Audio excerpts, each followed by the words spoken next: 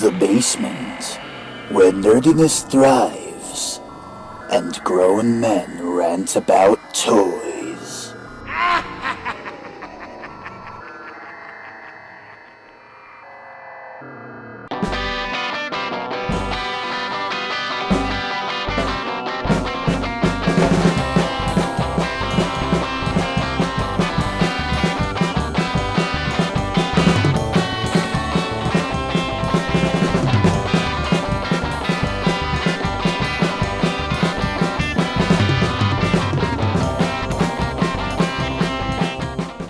Are we still saying dick lickers? Oh, of course, always dick lickers. Dick What lickers up, dick forever. lickers? Welcome back to the basement. Yeah. Summertime edition, motherfuckers. This is Beetlejuice Goes Hawaiian, if you will.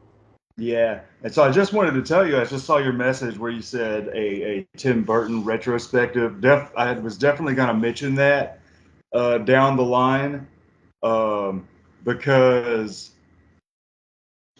I want to. I love everything the man did from his original Little Frankenweenie all the way through Sleepy Hollow. And then, like, after Planet of the Apes, everything after that is like way hit or miss. That's He's Tim got, Burton's Fire huh? Nation. That's Tim Burton's Fire Nation. Everything changed when Planet of the Apes arrived. Yeah. And it's like he's got a few great movies and a bunch of just, what the fuck, man. So I'm really hoping, because he's mentioned with Beetlejuice, that it has reignited, his spark for creativity and all this kind of stuff, and that this movie's going to be, uh, mostly practical effects and all that. And I'm not saying that CGI, him going so heavy on CGI, is the only thing that made some of his newer movies bad, but I definitely don't think the CGI has helped some of his newer movies age as well as some of his older movies. It Watching this definitely, today, it uh, definitely stripped away some of his style as well when you have that clean CGI look. say what? It definitely stripped away some of his style with the clean Yeah, yeah. CGI look. And watching this today, I'm just like, man, these effects still look fucking great. Uh, just come on. Have you seen any promotional material for the new one yet? Because I saw a new little teaser where some of the special effects are a little more highlighted, and it's got me excited. It's not going Yeah, to they look look like good. an average movie. The new trailer looks really good. The effects look really good. Uh, but there's a few bits where I'm like, all right, okay. I hope this doesn't fall into sequelitis with, hey, we're gonna do things we did before just because you remember them. Like, so in the trailer, he slaps the little thing to cover Lydia's mouth this time, and then he Yep. does the whole, oh, can I be scary? And it does the, I guess, snakes coming out of his head, but you only see it from the back. Yeah, they And did a twofer. That was all in one spot. yeah, and I'm just like, all right, we saw this before, and I'm hoping they don't recycle a lot of shit, but He even does the same little screech when he looks at Lydia. He's like, "Eek!" and does the zipper. yeah. So I'm hoping it just doesn't recycle a lot of shit.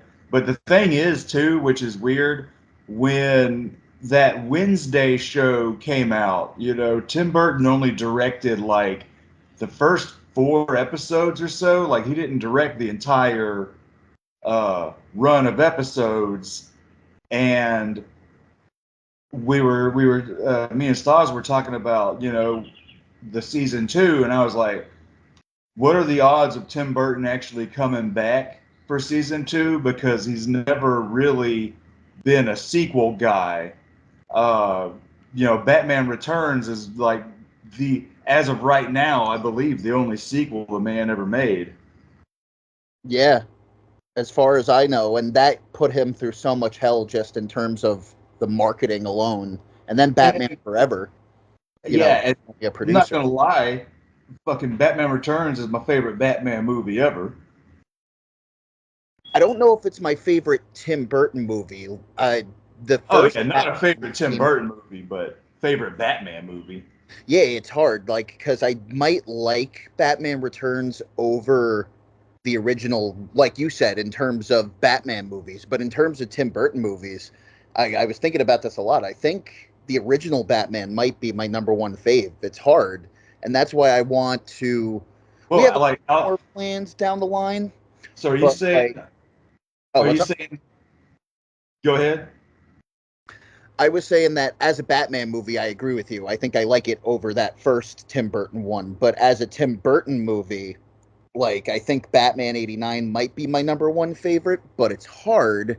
And that's why we have a couple of plans down the line for more movies we want to cover. But I want to come back around to Tim Burton and scoop up the rest one day and rank So, them. so are you saying that you think the original Tim Burton Batman movie is your favorite Burton movie? It's a hard call. That's why I want to go back and rewatch them all. Because even like thinking about it right now, I know how weird that sounds. Because Batman Returns is more of a stylized Burton movie, but I like the balls it has as a Batman movie. You know what I mean? Yeah, It seriously, like no other when it came out, we had the awful Superman sequels, so Tim Burton kind of brought balls back to the superhero genre, and I mean they didn't stick around, but it was a nice fresh perspective. So I guess to explain my weird taste, I kind of like that it's a switcheroo. So yeah, I like the first Batman more as a Tim Burton movie because it's still early on in Tim Burton's filmography where this is different for him. But then by the time you get to Batman Returns, it's like, oh, this is different for Batman. I totally see what you're saying. There you go.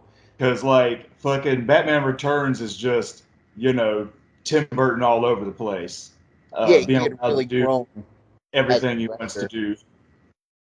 And Beetlejuice has a lot to thank for it because this is his second movie, so this is the one that really put him on the map. Like Pee-wee's Big Adventure was a success, but like that was more him and Danny Elfman like cutting their teeth.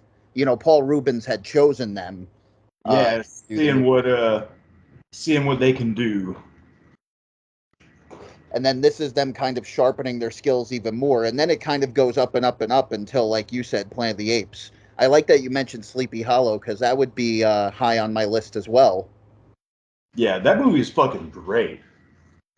Absolutely, like style alone, but also just like the casting in that movie.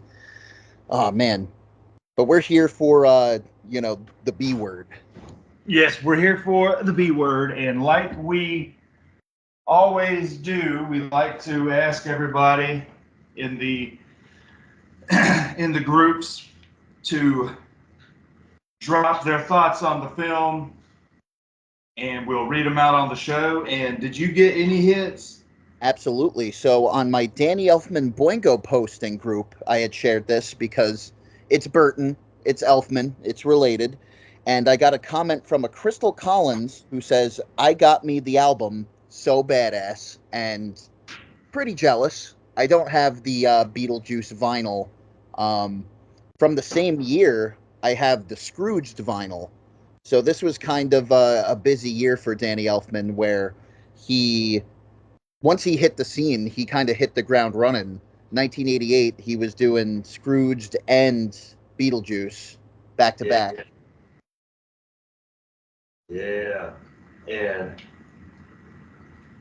uh, you got more?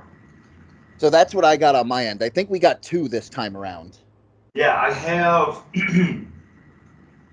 um, Travis Brannon says one of the best films. Michael Keaton is great in both this and Batman.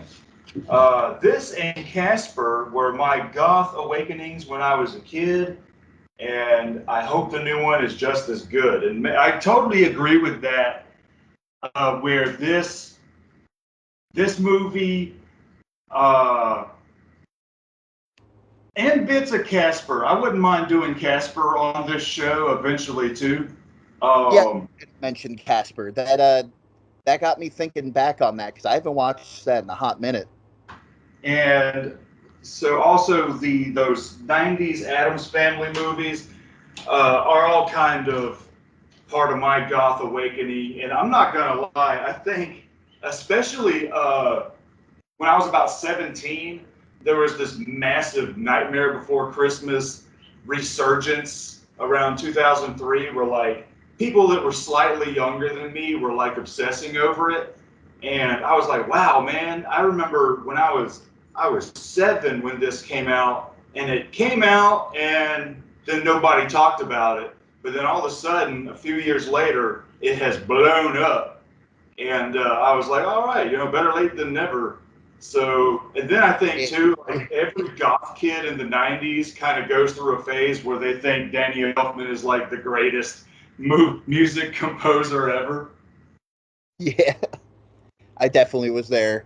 Yeah, So much so that I'm that's why still the there group too. exists. I don't think I ever really left. Yeah. But yeah, 2003 sounds about right because that's around the time like Jack showing up in like Kingdom Hearts and shit. Yeah, yeah. It was like Hot Topic had an entire section just dedicated to Nightmare Before Christmas. It was wild. That's when they were like showing it to me like a couple years beforehand in like pre-K, and I was like fucking not traumatized, but I remember it scaring the shit out of me. Like I was shown it way too young. I don't know if I explained this on the podcast before, but I came around to Nightmare Before Christmas like later in life in my college years, kind of again a goth resurgence, if you will, Yeah. or awakening. Because when I was a kid, it just scared the absolute fuck out of me. It was that scene where all the kids are getting like shrunken heads in their fucking stockings and shit. Oh my Yeah. god, scared the hell out of me. Yeah, me and my brother, man, me and Zach went, our dad took us to see it in the theater back when it came out, man. And I remember us liking it, and then, like, we didn't really see it again. Uh, I don't think our parents ever rented it or anything. I didn't really see it again until I think Stas got me the Blu ray for Christmas, shit, many years ago. And, it was almost hard to find that damn movie. It really was until that resurgence of popularity. It felt like it was hard. It was in fact throughout the '90s. It was hard for me to find anybody that wasn't a goth kid that was into it as well. Whereas nowadays, after the resurgence, like everybody's into it, which is not complaining. I want things to be popular. You know what I'm saying?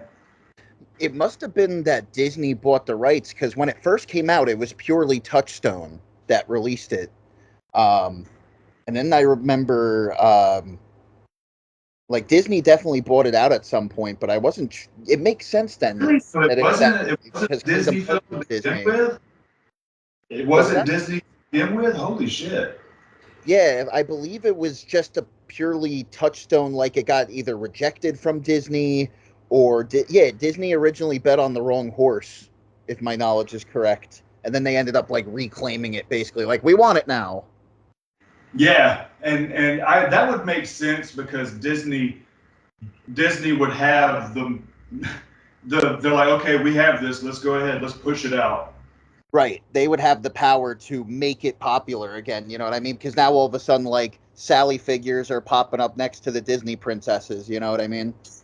And you know what's crazy is amongst all this new Nightmare Before Christmas marketing, you're always seeing Jack and Sally stuff as if they're like this amazing couple, and I'm like, did y'all really watch the movie? Like, he's hardly paying any attention to her. She, she's into him, but like, there's no real anything between them, like at all. Until the end, like he's kind of ignoring her throughout the whole movie. Yeah.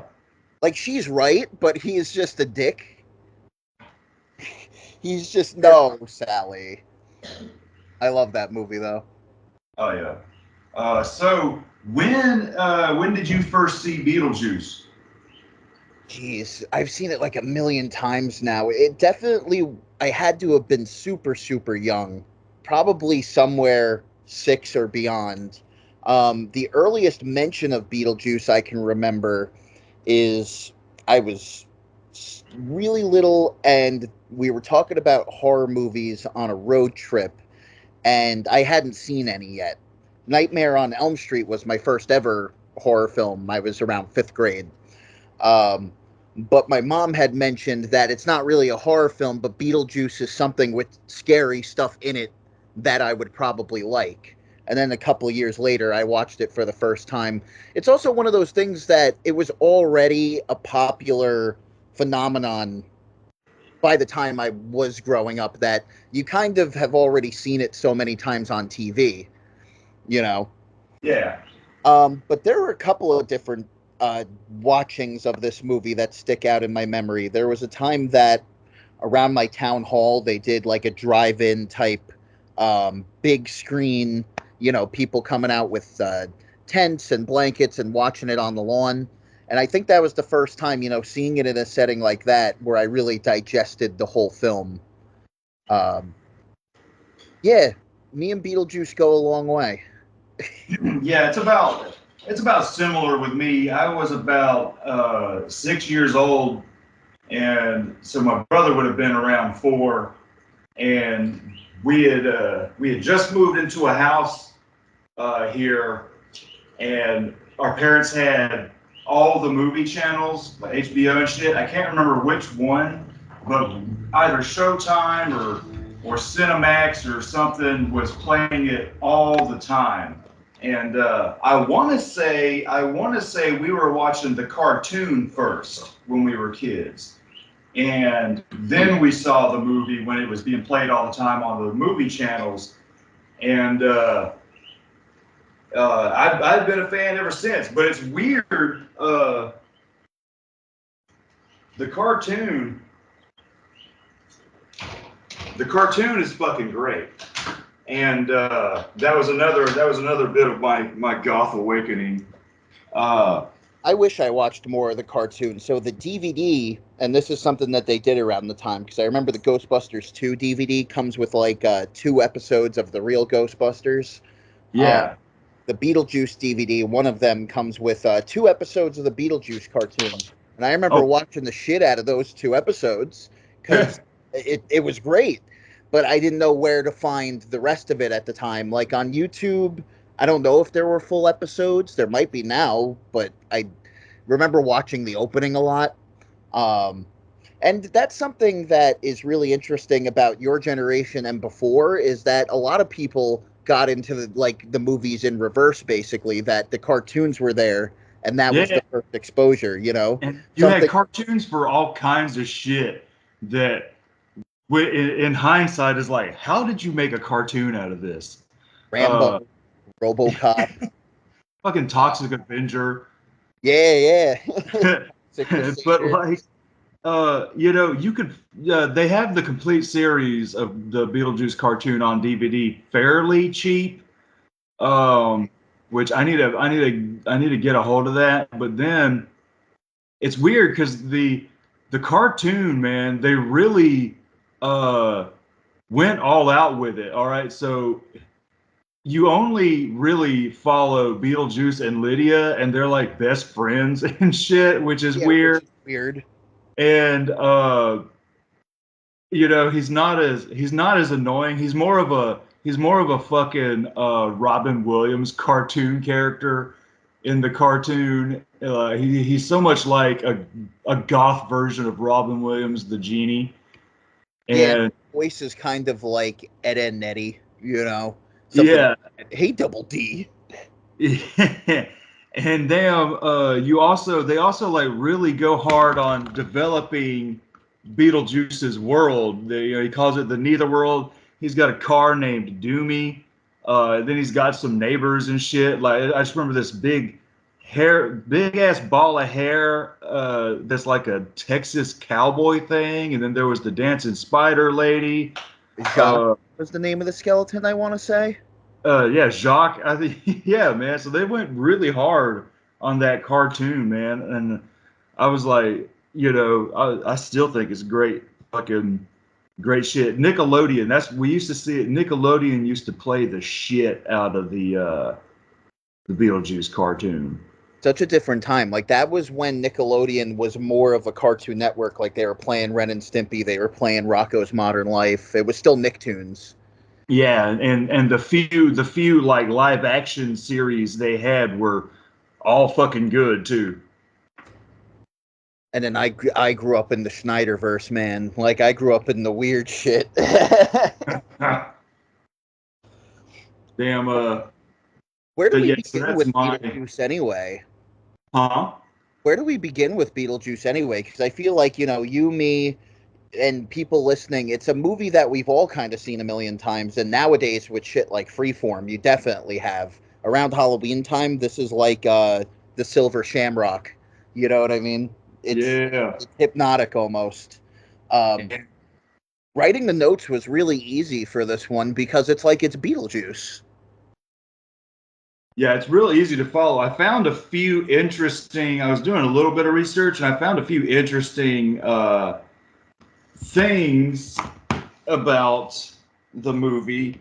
It was made for $15 million, and they only saved 1 million to work on effects. And for practical effects and only $1 million, again, the shit still looks fucking amazing. That's the magic of claymation, man. Like it, and that's what's got me most pumped for the new movie. When they first announced that they were making the sequel, I was a little cynical because, you know, do we Yeah. really Like, need a please don't sequel? look like Dumbo. Please don't look like Dumbo. Yeah, exactly. But when they announced that, hey, we're going back to stop motion, I'm like, all right, you got my attention. Then I saw that Defoe was in it, and I'm like, I'm sold. Yeah. Then also, apparently, WB hated the title Beetlejuice and wanted to call it House Ghosts.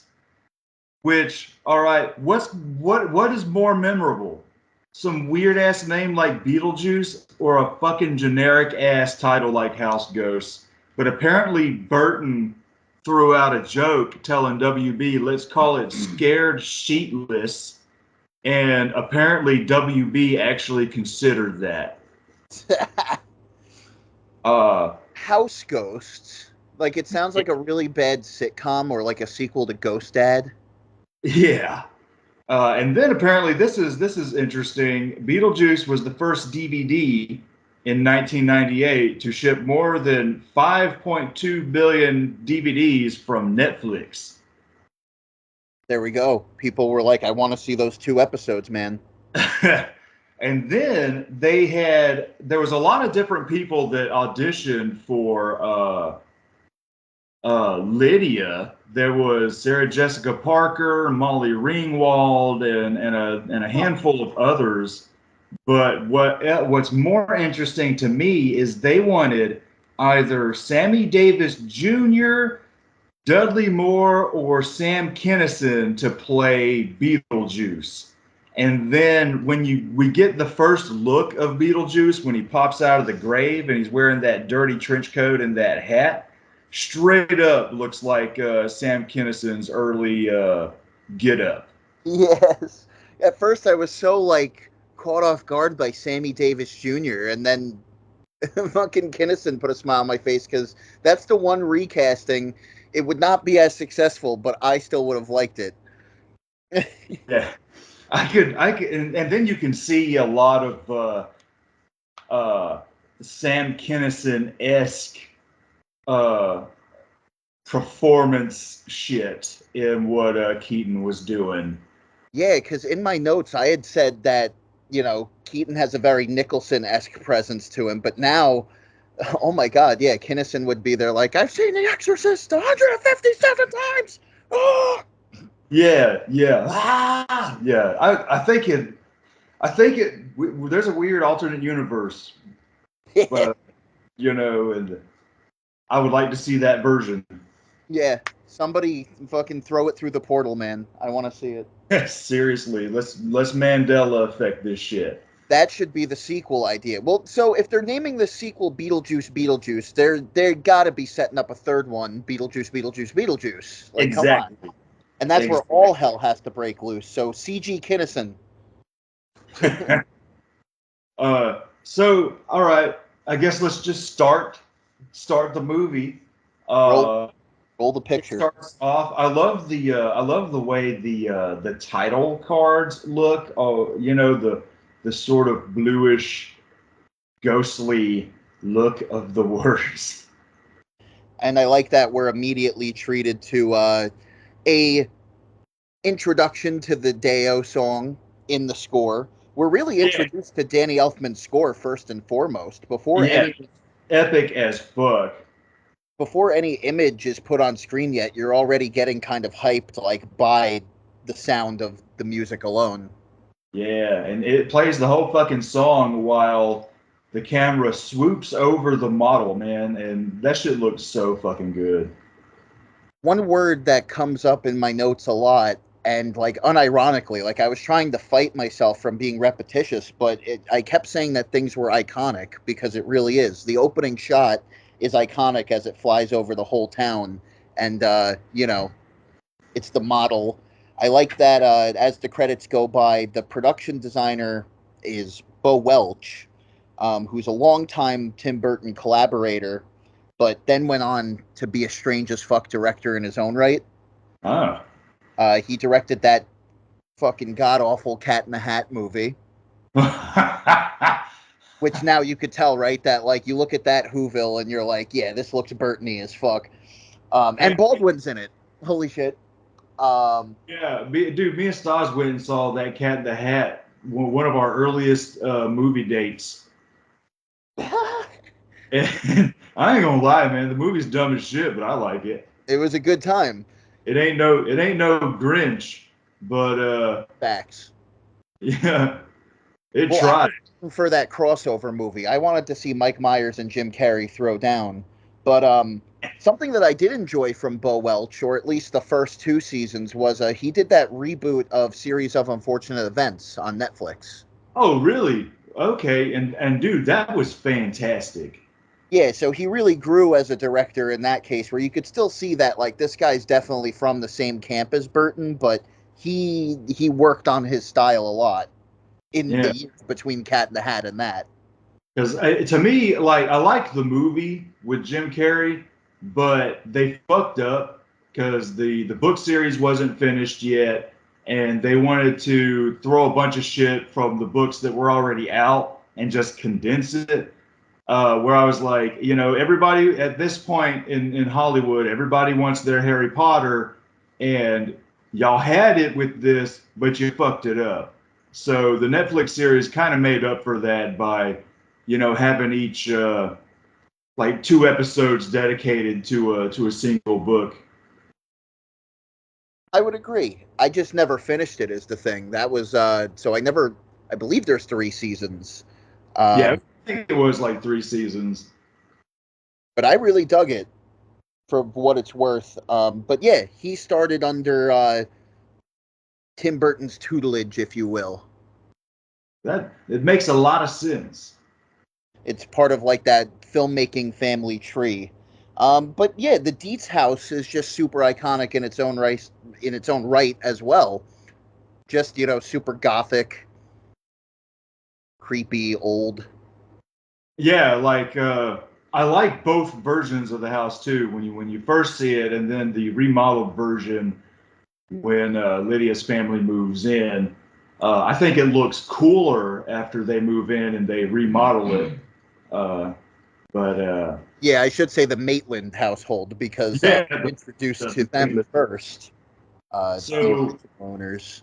we go in and Alec Baldwin, who plays Adam, is working on the model. And so they're both on vacation. They decided to spend a 2 week vacation at the house. And I don't know. I guess she got him some kind of glue shit. What are you, Manchurian tongue oil or some shit? Specific type of glue for his model.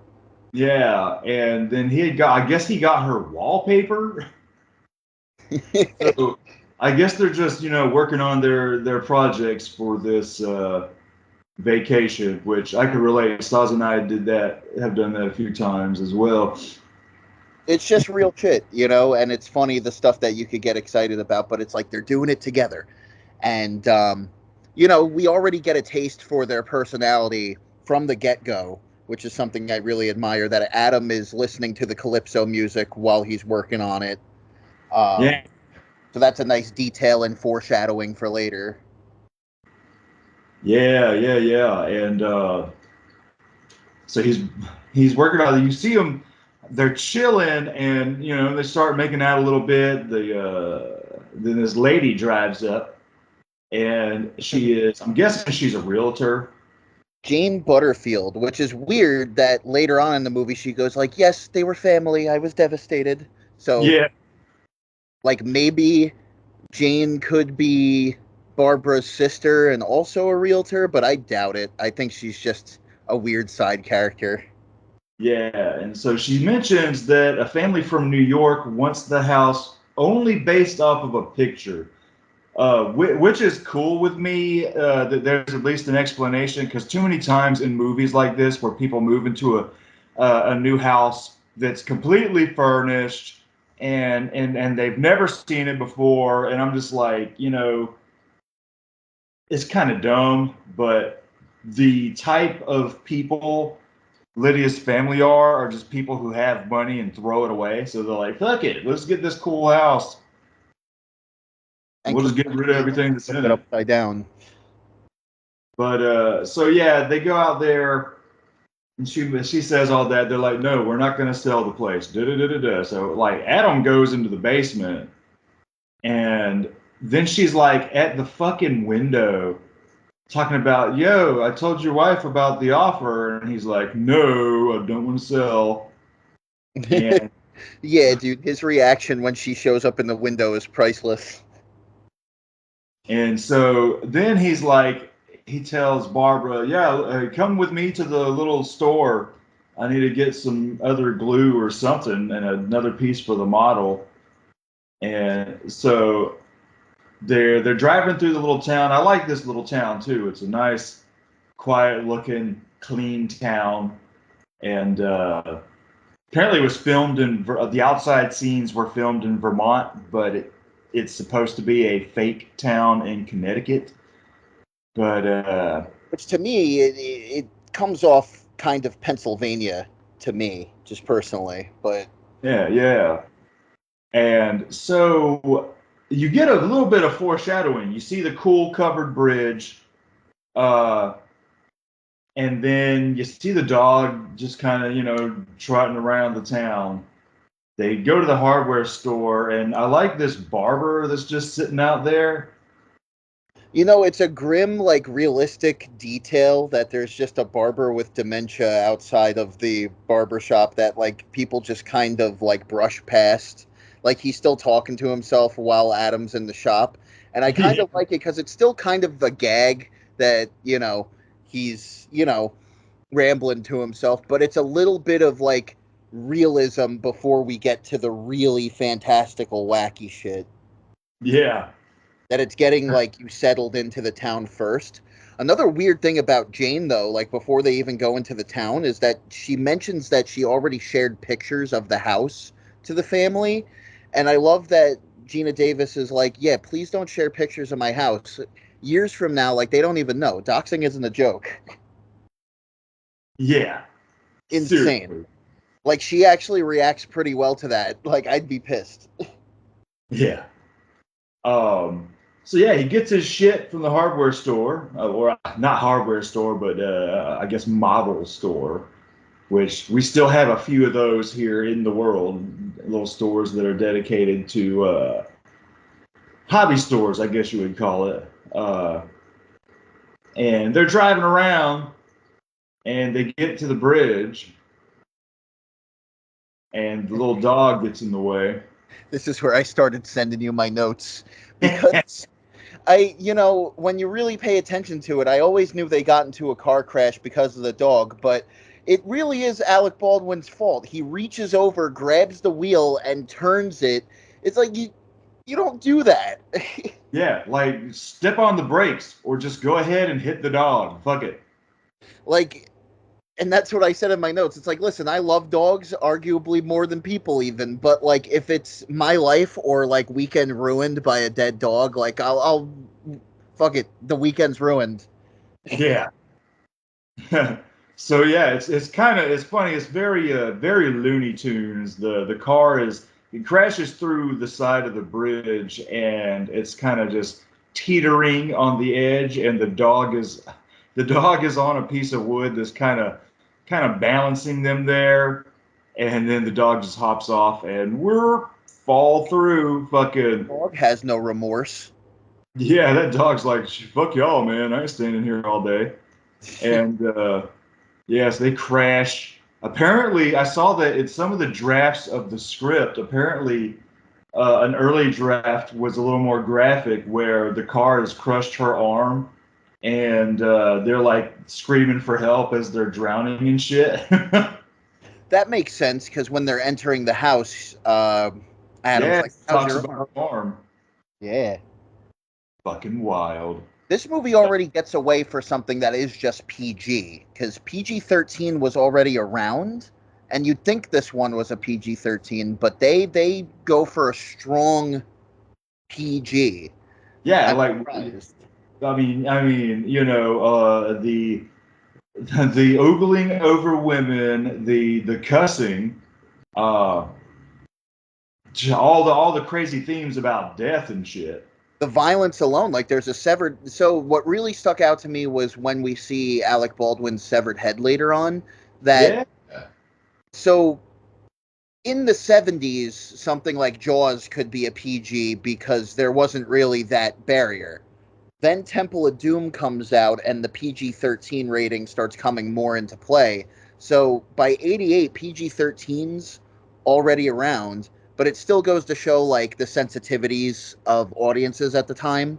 Then you reach the 90s, and there's a famous debate that went on with Nightmare Before Christmas where they wanted to do a joke where Tim Burton's head is being like played with by the kids at the end, like they're playing hockey with it or something like that when it snows.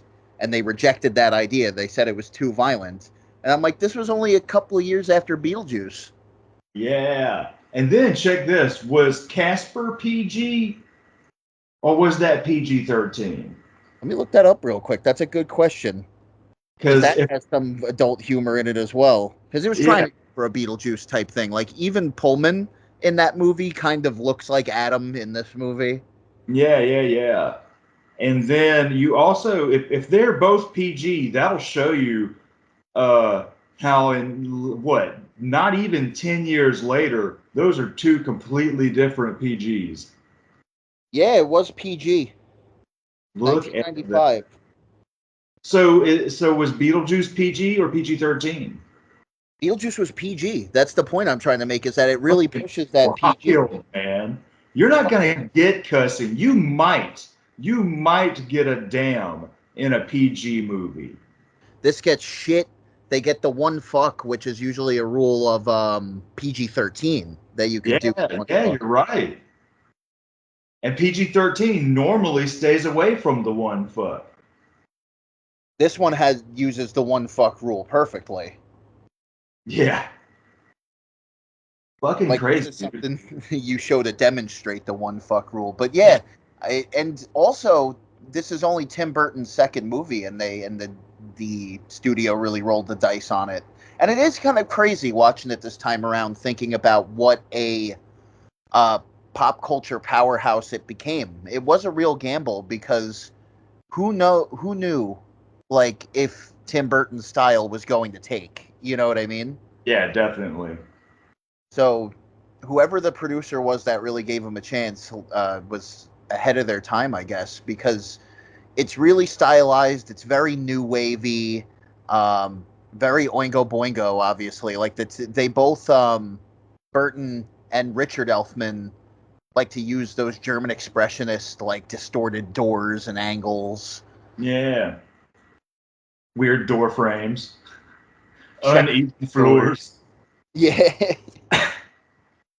So yeah, I like when they come home. I like that they don't know they're dead. They're drenched. Their water is squishing the floor when they're walking, and they. What I think is funny though, it's like, oh yeah, we're soaked. Here, let's go by the fire instead of change our clothes and dry off with towels. Yeah, they're still in shock, and that's why I like it. A couple of minutes in, Alec Baldwin's like, let's just take it really slow. I don't. Yeah, he's like, how did we get home, man? And he's like, fucking, I'm gonna go back to the bridge and retrace our steps. And he walks out, and so question: this little world, is it Saturn, the planet? Because there's like a throwaway line when they meet Beetlejuice. He's like, "Oh, you've been to Saturn? I've been to Saturn too. Sandworms. Da da da da da." Like, what is that world? So I like that. I'd like to believe it really is Saturn, and that Beetlejuice incorporates like paranormal and sci-fi shit. Yeah, yeah, yeah. Um, It but could yeah, be an alternate dimension Saturn, though. yeah, it's a crazy looking desert with some weird moons in the background and just weird structures. And man, the sandworms look cool as shit. I like how the mouth opens up and another head comes out. Like ever since I was a kid, I love the way that shit looks.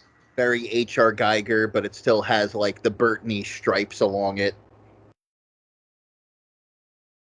And so she pulls him in there, or she pulls him back in the house and mentions that he was gone for like 2 hours. But sees time as like 30 seconds, which is some pretty cool wild shit. He's like, all right, honey, either we're ghosts or we're having like a crazy psychedelic freakout. Yeah, and then too, I like that when she brings him back, it's nighttime, which also shows the passage of time on her part. She's all shaken up, and then this is where they find the handbook for the recently diseased. Yeah, so yeah, they flip through that, and she's like, "Let me show you this." She grabs a horse off of the mantle and shows that yeah, we can't see ourselves in the mirror.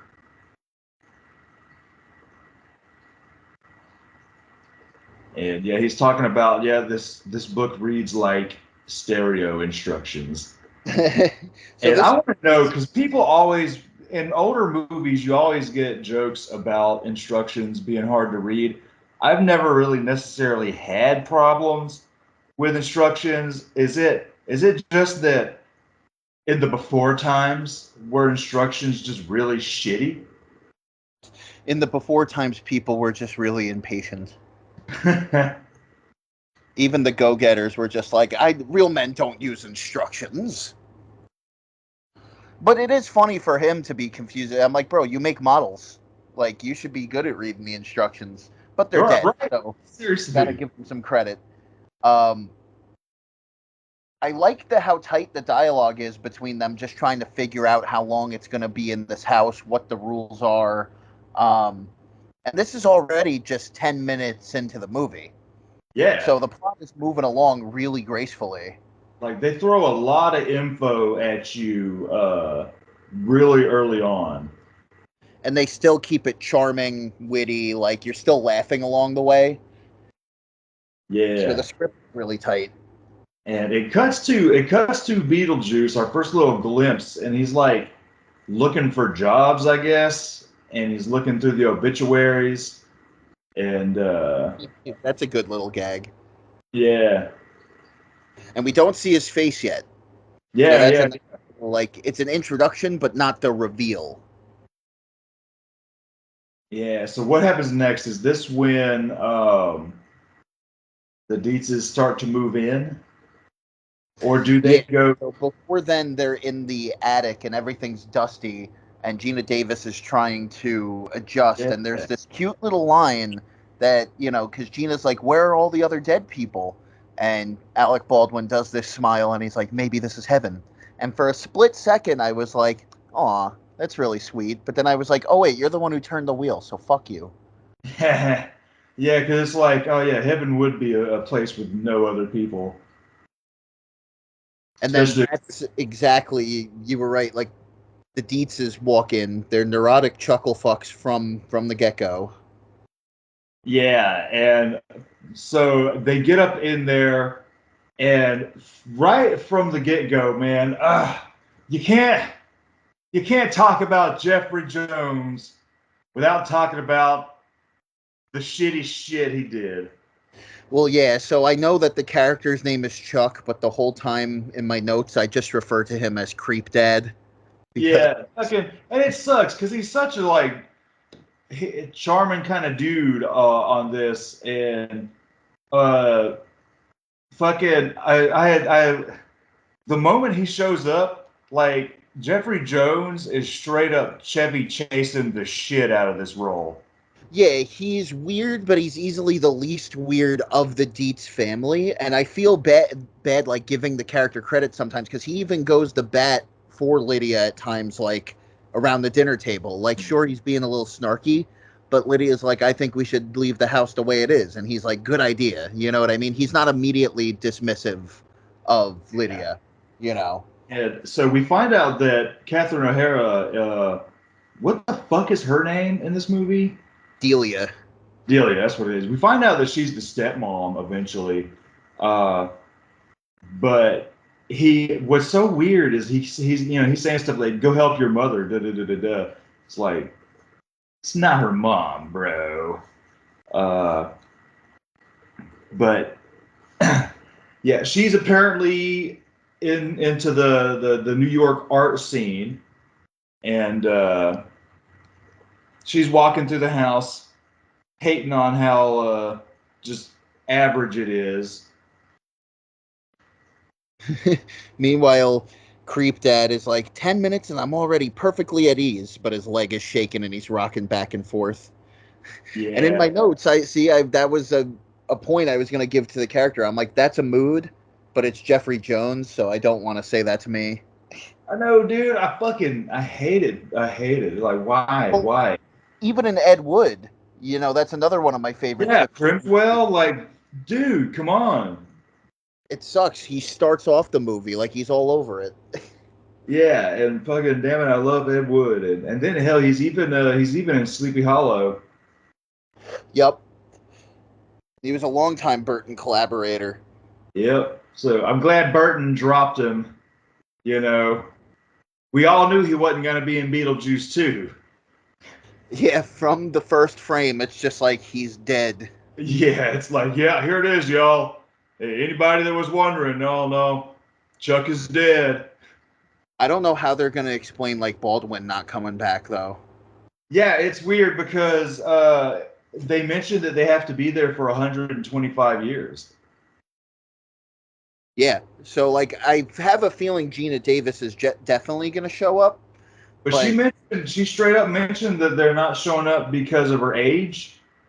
She said that, they're stuck at the age they were when they died. So, oh, but that's well, yeah, because they're doing the practical effects, so maybe they don't want to do the de-aging thing.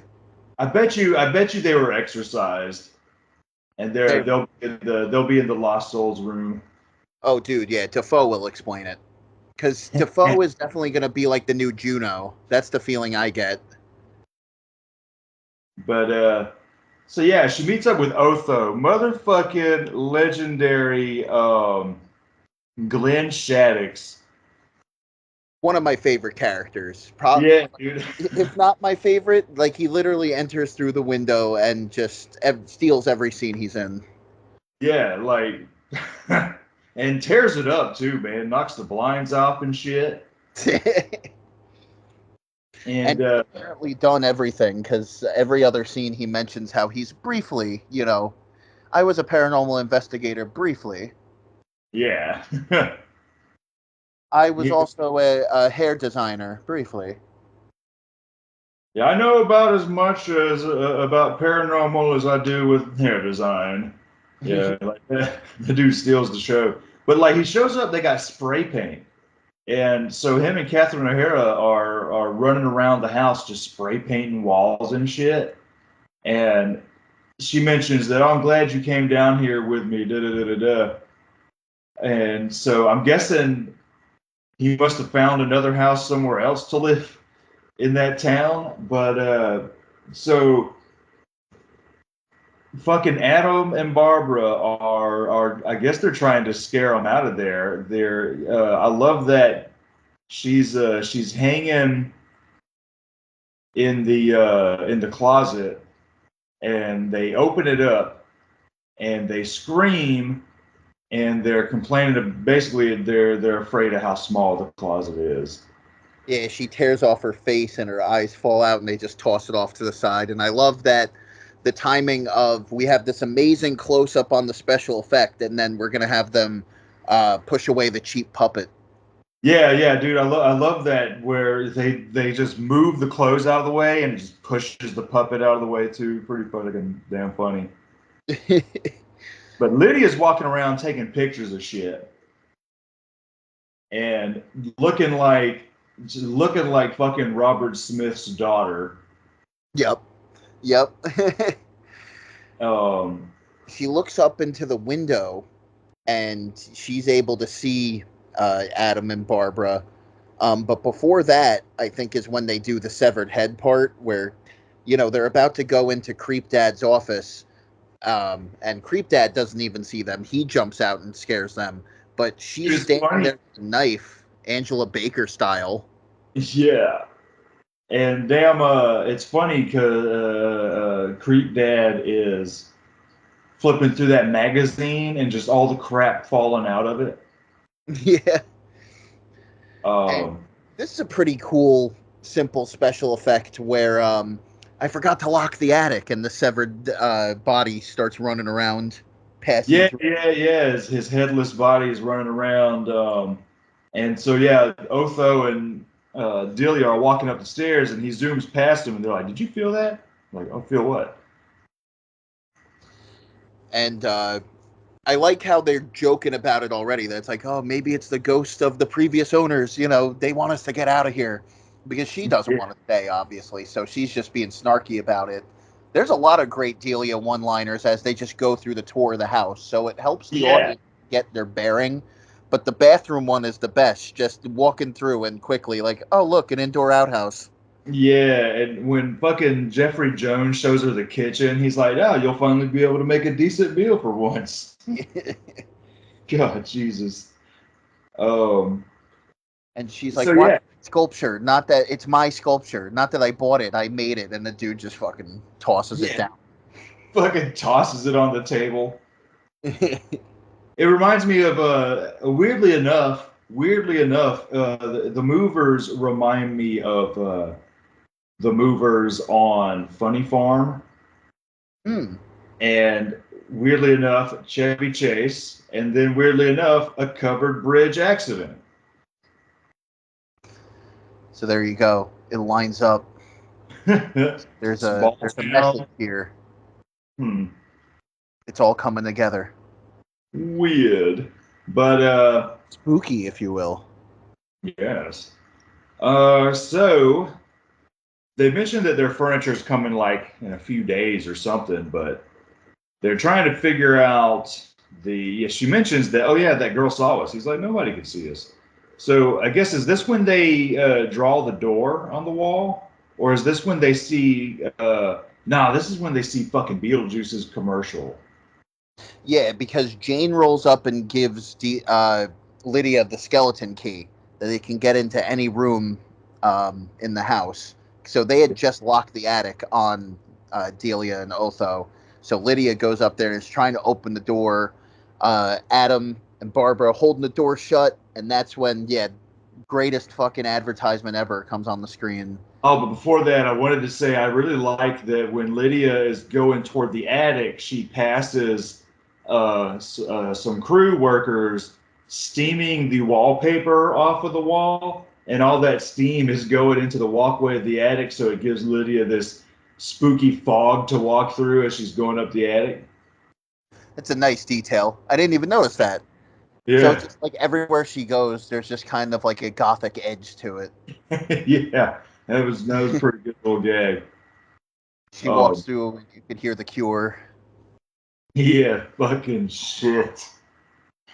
Um, and The thing about this Beetlejuice ad, the older I get, is that it really makes me want to cross over with the Ghostbusters, like either in like comic form or like animation form. Um, he basically is like the anti-Ghostbuster in a see, way. we could have had the Beetlejuice cartoon do a crossover with the real Ghostbusters cartoon. That would be the best. You do a reunion for both, classic animation style. Slimer and Beetlejuice hanging out. Could you imagine? Oh yeah, dude, they would buddy up. They would probably have to save Slimer. Oh, dude, there's the plot. They have to save Slimer from Beetlejuice because that's what the problem of the later episodes, right? Is they became very Slimer heavy. So that's how you Yeah. keep it separate. You get your Slimer segment with Beetlejuice, and then you get this adventure of, bro, you send the Ghostbusters to Saturn, fighting sandworms. Yeah. That would Damn. look fun. You have the Frank Welker, Dan Aykroyd going crazy. Oh, it looks like an intergalactic sandworm. Yeah. Because the book of the recently deceased already comes off like some Aykroyd like gobbledygook. Yeah, like some shit he's already got in his bookstore. So that's what I'm saying. Raise it Cult Books. We only have one copy of the book of the recently deceased. I wouldn't Got it from recommend buying guy it. also Otho. Yeah, that's what he got. Yo, He was wearing a kimono. dude, he rocks the kimono. Dude, right? Which is crazy. He's wearing a kimono in Demolition Man as well, and it's like right on. Yeah, dude makes me want a kimono. Like he's pretty like pretentious and they're meant to be like yuppies. Like his biggest fear is polyester, but that's the one time like the Otho drip like bro, I need that. That black kimono, drink in hand. Yeah, dude. He's loving life. Yeah, seriously, like fucking doesn't give a shit about nothing. But yeah, Sitting so outside like talking about how I don't think Lydia likes this place too much or like she needs to adjust to it. They have like a little parent discussion. Um, I mean, as far as that goes, because the whole thing that they're really setting up is that Adam and Barbara are the surrogate parents to Lydia. yeah, Um, because even her friend mentioned to her, she's like, "This house is too big for y'all. This house needs a family." And it's like you could tell that Barbara is like annoyed by it. And then on their way to the hardware store, they talk about trying to have kids again yep, on the vacation. like And it's very subtly implied. Like I guess like Barbara's having trouble like conceiving, or like who knows? They just haven't been able to like they want to start a family, but they've just had no luck. So there's a real theme of like finding family throughout this movie. yeah, and so yeah, they see the Beetlejuice commercial, and here's what always ever since I was a kid, this fucks with me. Uh, so when he finds the little paper ad, he's like Beetle guys, da da da da da, and it's spelled in the movie with a G and shit, but all over the movie itself, it's spelled like juice, and I'm just like, where does Beetlejuice, the word, the name, this spelling come from, other than the title card? I'm like, it always fucked with me. Yeah, I think it's a catchy title, Beetlejuice. Like you're just like, ooh, okay. And then, yeah, the official spelling, I guess, is with the G. That's like his Pazuzu, if you will. Because Yeah, even I was watching it with subtitles today, and every time he would speak, it would spell it with the G. yeah. Anytime they said it, it would spell with the G. The only time the subtitles said it with the J is during the charades part, and that's because it's literally like Beetle juice, you know. So I think Yeah, it was just a way like if they called it Beetlegeist, it probably people would be showing up like 2 tickets to Beetlegeist, Beetlegeist. Like I don't know. guys. Beetle guys. Yeah, it's like a story of humanoid. It's the Beetleborgs. Big bad Beetleborgs. Change it to Oh. big bad Beetle guys. Fuck the Ghostbusters crossover. Beetlejuice versus the Beetleborgs on Saturn, motherfucker. Yeah, on fucking Saturn with the blue Elvis Jay Leno looking guy. I love that age of Power Rangers rip-off shows. Dude, there was a ton of them. They're like, what fucking like tokusatsu shows could we rip from? We'll take all your stock, Japan. But moving on to not Ghostbusters, Jesus. I really want that crossover, if you couldn't tell. Beetlejuice, the ad is amazing. Yeah, he's got this rodeo shit going on. He's clearly still in the model because you got like that AstroTurf background. That's awesome. Yeah. I got demons running all through me. Weird shit. He's like, at the end of it, it's like, I'll chew the dog. Yeah. Say it once. Say it twice. Say it 3 times. We got plenty of snakes and lizards. Bring the kids. Yeah. So this is like the real introduction to him, like where we see his face. But even so, he's still playing a character. This really paved the way. You were right in saying Robin Williams for the cartoon, because Beetlejuice is kind of like a precursor to like a genie type character. He's not really heavy on the references in this movie, but as you know, the character developed into the cartoons, and then more films trying to market on this success came around. Like there was Little Monsters with Howie Mandel. Different voices that he does, and it's just a thing that was with characters. Because I remember, was it Harry Mandel in that My Little Monster movie? Yeah, Little Monsters. Yeah, like he's kind of like ones acting the same, just fast talking, different voices, and just being annoying. And then the genie came around and really like solidified that, because number one, it became a Disney trope, like all the Disney movies after that. Like they already had like comedic relief characters played by, you know, celebrities, but that was where like we need somebody with the modern references, the quick humor. The Mask came around. The Mask is a very... The kids won't understand, but the parents will. No, which one? Yeah, like a character that'll reference shit the kids don't understand, but the parents will. Yeah, he's a character there for the adults, like, because then Mulan, like, even movies where it didn't fit, it's like, we need Eddie Murphy as Mushu. Yeah. Let's get fucking, is it Jason Alexander? Who are the gargoyles on Hercules? That is so, Hercules... Oh, no. The gargoyles on Hunchback, and then it's Danny DeVito in the fucking Hercules. Yeah, Hercules was a little better, but yeah, that's the worst one. And I love Jason Alexander, but those were... And I love Hunchback. Oh, those are the worst. The gargoyle. And what's he say? Something like, something, and cut the cheese. Yeah. Open the wine and cut the cheese. So bad. Yeah, Beetlejuice we have to thank for that, I would say. Yeah, in a way, pretty much. So, like, Burton was kind of like walking beside Disney at this time. Like, Disney never really accepted him. I think, like, with his early animation stuff, he had, like, worked there briefly, and then they fired him for being just like, oh, your style's too dark. We don't want it. But then it kind of feels like they were always kind of observing him from there until, you know, money talks. They could snatch him up. And God, when they got a hold of him, dude. They never let him go. Like he even talked about, he mentioned that it was like working for Hitler or something like that. I never saw that interview, but that sounds like something that Burton would say. I love interviews with young Burton.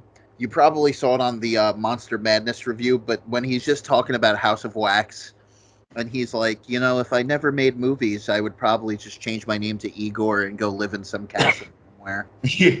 Yeah, like we can really thank Tim Burton for making the goth look popular and bringing uh, dark and lighthearted goth shit out into the mainstream. In a way, we had a little bit of it with Susie and the Banshees, the Smiths, and the Cure and stuff, but It was still kind of on the outskirts of society, or seen as like not weird. necessarily weird. Yay, weird. Um, and then also in movies, they were usually the side characters. They weren't the main focus. Breakfast Yeah. Club has like the biggest betrayal, where it's like that's the character development. Basically, is that I'm not goth anymore. Yeah. Oh God, I hated that. One that annoys me the most is "Don't Tell Mom the Babysitter's Dead," where you got the metalhead brother, and at the end of the movie, to me, it just gives the wrong fucking message. At the end of the movie, he decides to cut his hair and dress, preppy and shit, and then diss his buddies just because that girl showed a little bit of interest. And I'm like, no, no, you're giving the wrong message. This is Nobody, bad for him in a couple of months. yeah, nobody should fucking change who they are because of a girl or a boy. That's my. I love "Don't Tell Mom the Babysitter's Dead," but that part just always annoys the shit out of me. Well, it's definitely like some older dude writing the script. Like what you're going through, it's just a phase. Yeah, exactly. Some '80s dad shit. Like I wish my kid did this. There was. Did you ever watch MTV Downtown? No, I don't think I've even heard of that.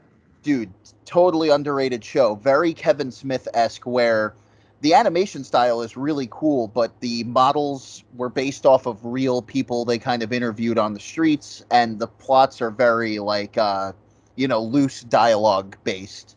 And there's one episode where the main character Alex is really interested in this goth girl, and they go out on, I guess you would call it a date together. Like he's trying to court her, and they have a big conversation about how you dress doesn't really matter, you know what I mean, it's all about what's inside, you know what I mean.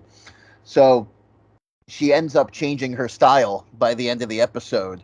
She goes from this goth girl to basically like the Breakfast Club ending. It's the play on that, and he completely loses interest in her. And I don't know, that's another thing that I was thinking of, that it's like that's a kind of play on that trope. Yeah, that's kind of funny. Like the whole episode is building up like this relationship between the two, and she really appreciates what he said about like, yeah, it's not all about what you wear or anything like that. But then the moment she changes like her hairstyle, he's like, So now they're looking through the handbook. They want to figure out what to do. They want to haunt these people out of here. They don't know shit about the afterlife, and so he sees where it says, in case of emergency, draw a door. And so he draws a door, and he's like, "Oh, I forgot the doorknob." Then he flips through like three other pages, and he's like, "Oh, you got to knock 3 times." I'm like, "This book sucks." like just put it all in like what happened to the chapters. I guess And time is irrelevant in the afterlife. That it's like you just keep flipping. Like who knows how many pages. yeah, because this is when Lydia, we were at there. She's trying to get the door open with the skeleton key, but he's holding the. It's weird because he's holding the damn door shut, and it's not like he's holding the doorknob from what I remember, but she can't get it open, but she stays there because she's hearing shit. Like you could definitely tell that she's hearing the commercial. Yeah. Because during the Beetlejuice commercial, she is, it's cutting back to her, and she's like giving these weird looks. But when the door on the wall opens, you get this crazy green light, and she sees the green light coming through the door. The green light is my favorite lighting effect in the whole movie, and I like that it makes a return near the end of the movie. Yeah.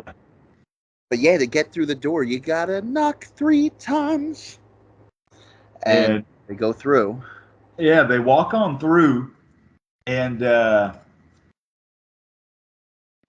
And they So establish early on that this world isn't, it doesn't say anything about heaven or hell, which again really suits it for a Ghostbusters crossover where it's like this really is just like an alternate kind of like purgatory dimension. yeah, it's just a place where all the dead people hang out. In it follows that DMV shit, which I think is really funny. For years, everyone talks about the DMV being hell and all this, and so I like how it's set up like that. You take a number and you just wait fucking forever. Uh, And then but as they go through more of like this afterworld office building, I like that it's a very corporatized hell. Like number one, it's a very good social statement for the time, but then yeah, lo and behold, it's just aged really well. I yeah, think that's why more and more generations get into it as it goes on because the humor never really aged out. and so what is crazy is really. Well, in Uh, that regard, the humor never really aged out. I know in the new movie, Beetlejuice is going to be less touchy feely. Yeah, which probably would be a good idea. Uh, Absolutely. but we'll get to that when we get there, because there are some things I do want to say about that.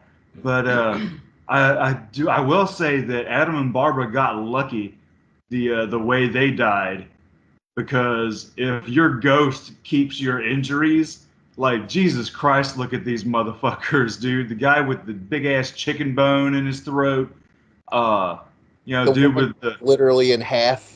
She's taking yeah, the two seats. lady fucking cut in half. The fucking hunter explorer with the shrunken head. My Uh, favorite is the dude who works there who's just run over and he's flat. yeah, fucking flat with tire marks all over him. He looks so fucked up. They just keep him Uh, up on clothespins. yeah, and the lady at the window, I don't know what her deal is. I guess she's like a Miss Universe thing, but it's crazy. I'm guessing she killed herself because it talks about her little accident. She's got some split wrists. Later on, Otho mentions that I heard that if you commit suicide, you become a civil servant.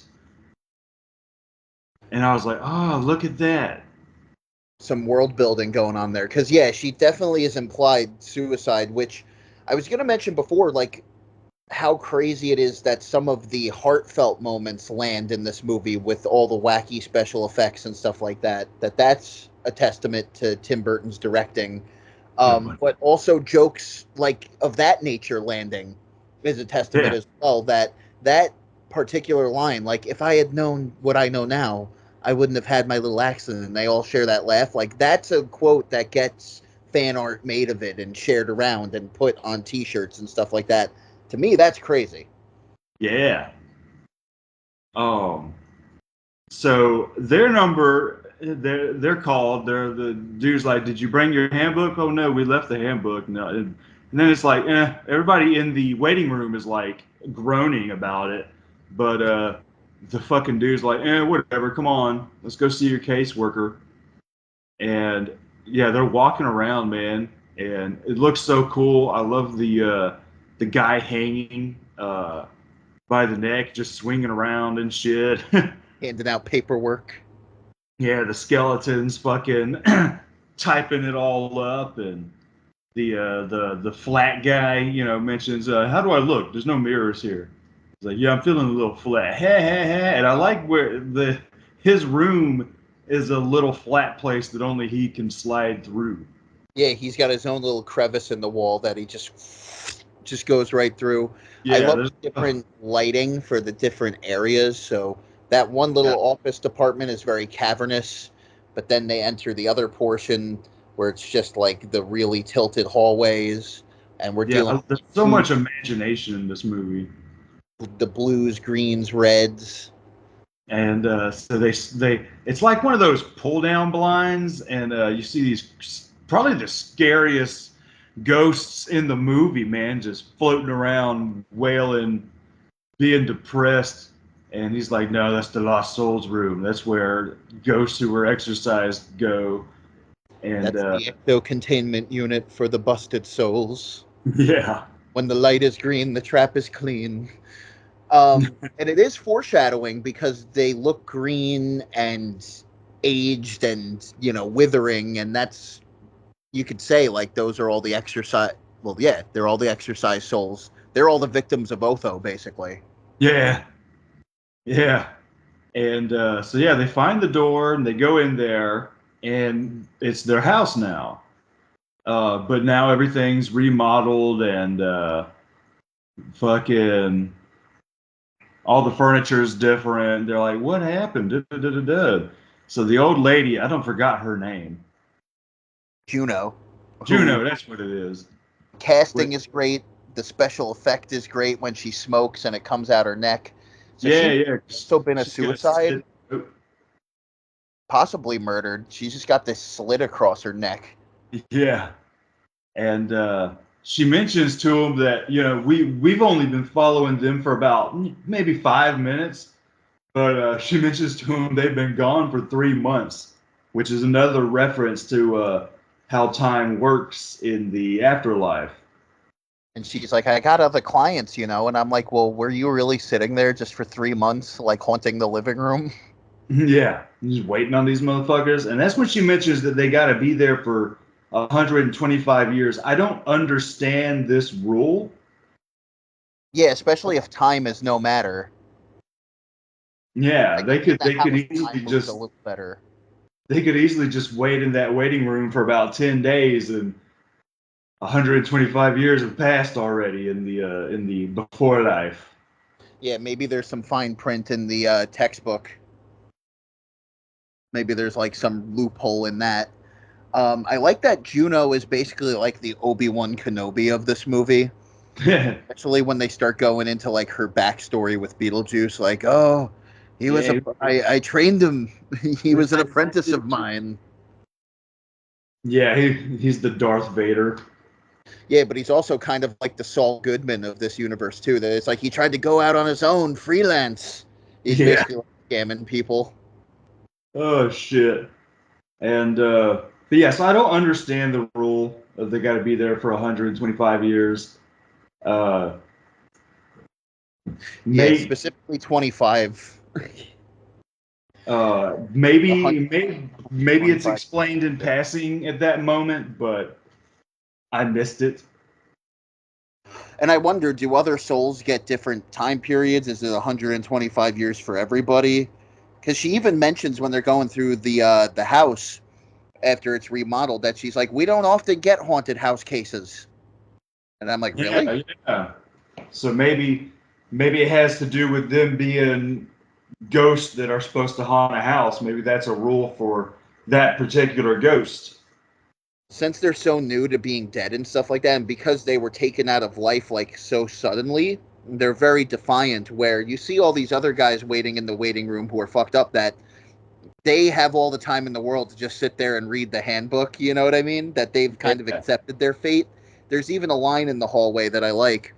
She's like, well, do we have to do what they say? Like, can't we rebel? And I'm sitting here thinking, like, yo, the spectral rebellion. They're gonna break in there and fucking bust everybody out. Yeah. And so That's the they mindset decide. she's going about it with, is that she doesn't want to go by the rules. That she even says when they're in the hallway, she's like, I miss Lydia.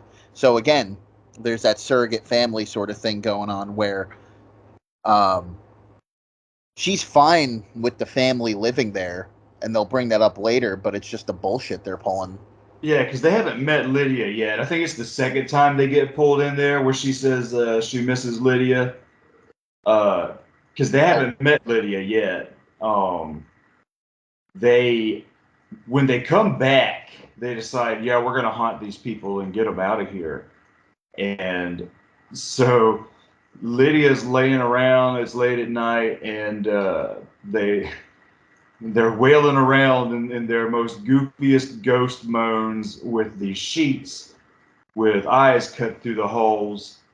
looking And like Michael Myers after he killed Bob.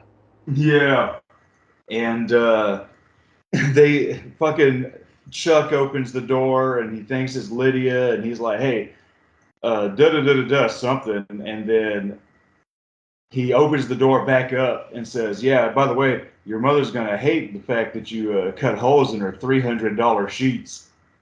And I'm like, those are some ugly ass $300 sheets. Yeah, not worth it. And I don't think Delia's going to be worrying about anything because she is knocked out, dude. She is drugged. She is sleeping with Prince Valium. Yup. Yeah, Yeah, great she little thinks it's the line. TV going when they walk in there. And he's basically, Adam's trying to be like the acting coach. You got to really believe it, really moan. And it's like, no, they still just come off like Charlie Brown. And so yeah, they go in there and she ain't having it. She's like sleeping. Fucking. She finally like just gets up with her eyes closed and turns the TV off. And it's funny that her lipstick's all smeared and shit. And then goes right back to sleep. And And this is where like some of the sexual humor comes in because Lydia's literally just sitting there like thinking it's the fucking parents and knocking on the yes, fucking walls like keep but it down, child, for God's sake. So she gets her camera. Now she's got a Polaroid camera for convenience, I guess, because they mentioned earlier that they would build her a dark room in the basement. And what I like is like her fucking Lydia's dialogue is such like fucking tropey goth, but funny, where it's like, my life is a dark room. My Yeah, whole life it's is a dark. charming when it's Winona Ryder saying it, not when it's like somebody basing their whole personality off of it. Yeah. And fucking, I myself am strange and unusual. yeah. Like, yeah, And, imagine the South Park goths saying that, like sitting in the corner smoking their cigarettes. seriously. And, so she's taking pictures. She still thinks that it's, her parents, and she's just taking pictures and shit. You're talking about, oh, no, no, yeah, you're doing your perversions or whatever. But then she picks up the picture and sees there's no feet. And Oh, she's like, oh, are y'all ghosts? What do y'all look like under there? And uh, so yeah, they take the sheets off, and we get our first meeting. And they're like, "How can you see us?" Da da da da. da. Like, oh well, the strength. I've been reading that handbook. She says it says that most live people won't see ghosts because they don't like the strange and unusual. But I am strange and unusual. Dun, dun, dun, dun, dun, dun, dun, dun. How does it feel? Yeah. Fuck yeah. God But damn. well, because I like that detail earlier in the movie. She's like, "This book is so stupid because it's like the living won't see the dead," and Alec Baldwin goes, "Can't or won't," and it doesn't specify. So it doesn't say that they're incapable of seeing the dead. It's just that they don't even really think about it. You know what I mean? Yeah. They got to either already believe into the shit or you know And even most people are so, too being alive to notice dead shit. like even the people who are into the paranormal stuff, like the Othos of the world, like they don't know the whole picture, so they have misgivings, and the seances that they do aren't like Yeah, and proper. Otho Otho's has paranormal expertise is up there with people who are full of shit and don't know what they're talking about. Zach Baggins. Fucking yeah, like Otho's gonna be on the new episode of Ghost Hunters. That would be fucking hilarious. Yes, come in. We're gonna do the Deets house. As they're So yeah, walking around and with the fucking dark light on. so she makes some she makes some ghost new friends. But what the hell happens next? Let me take a look. Well, number one, I love the line. She's like, "Are you guys like ugly under there? Are you Night Yeah, of the Living Dead under there?" yeah. And they're like, "What's Night of the Living Dead?" And it's like, motherfucker. Yeah, dude, that movie is older than you, Yeah, or and then we just were like, about as old as you. we were just a few years away from that. Was it Tom Savini that did the remake? Yeah. Well, he's a bit of a dweeb. He doesn't watch those movies. He sits around and builds models. Damn. So yeah, I guess they're showing off the model to her because she's like, "So you carved all this stuff?" And after, yeah, they just introduce each other. They let her into the attic. They see the model. The whole time it's been implied that Beetle is just living inside the model. So after the scene with Lydia, they're transported down to the model because I think they either say his name 3 times. Yeah, they eventually do because now Lydia, I believe Lydia leaves. I don't, can't really remember what the fuck happens next because yeah, they eventually decide, yeah, we're gonna call Beetlejuice even though we were told not to. Um, Well, yes, because Lydia says that like if you're gonna scare us, you need to come up with some new tactics because those sheets aren't gonna work. So oh they're yeah, yeah, always going back and forth from like we can do this on our own to like we have no idea what we're doing. yeah, because now she's trying to show Delia the pictures of the ghosts, and Delia ain't having it because she's got a dinner party coming on. And we also see Chuck talking to, I'm guessing, an investor guy that he worked with in New York about like, yeah, man, this I can buy this whole town, man, and we can do all kinds of shit with it. And da da da da da. You need to come on down with your wife. And when he gets off of the phone, damn, uh, old Maxie's like, Toots. But yeah, it's another one of those like down to earth moments for this movie where it's like this is just the gritty real humor. Because like this is Chuck's friends. Like these aren't Delia's like weird artsy friends. Like this is now the corporate world. Yeah, It's like they're not even really friends. yeah, they're only there for as long as you got money, you got friends, kind of people. I'm telling you, Max, they don't know the value of their property here. We'll live like kings. And so yeah, I guess God, I feel like we're missing a whole section of shit uh, before she decides to go with Beetlejuice. Well, because I feel like they have like a little conversation in the attic, going back and forth about it. Yeah, so she says his name, um, and yeah, they're transported to the model, which looks fucking cool. That set is amazing, and Even down to like the fact that they're digging like giant chunks of cardboard. oh yeah, because there was a bit where there's the fly flying around, flying over the model, and Hey, you want a bite? Yeah, yeah. yeah, Beetlejuice gets him in there and eats him, I guess. And it's I like, guess you help could me, say, help me. yeah, I love that the fly has a voice.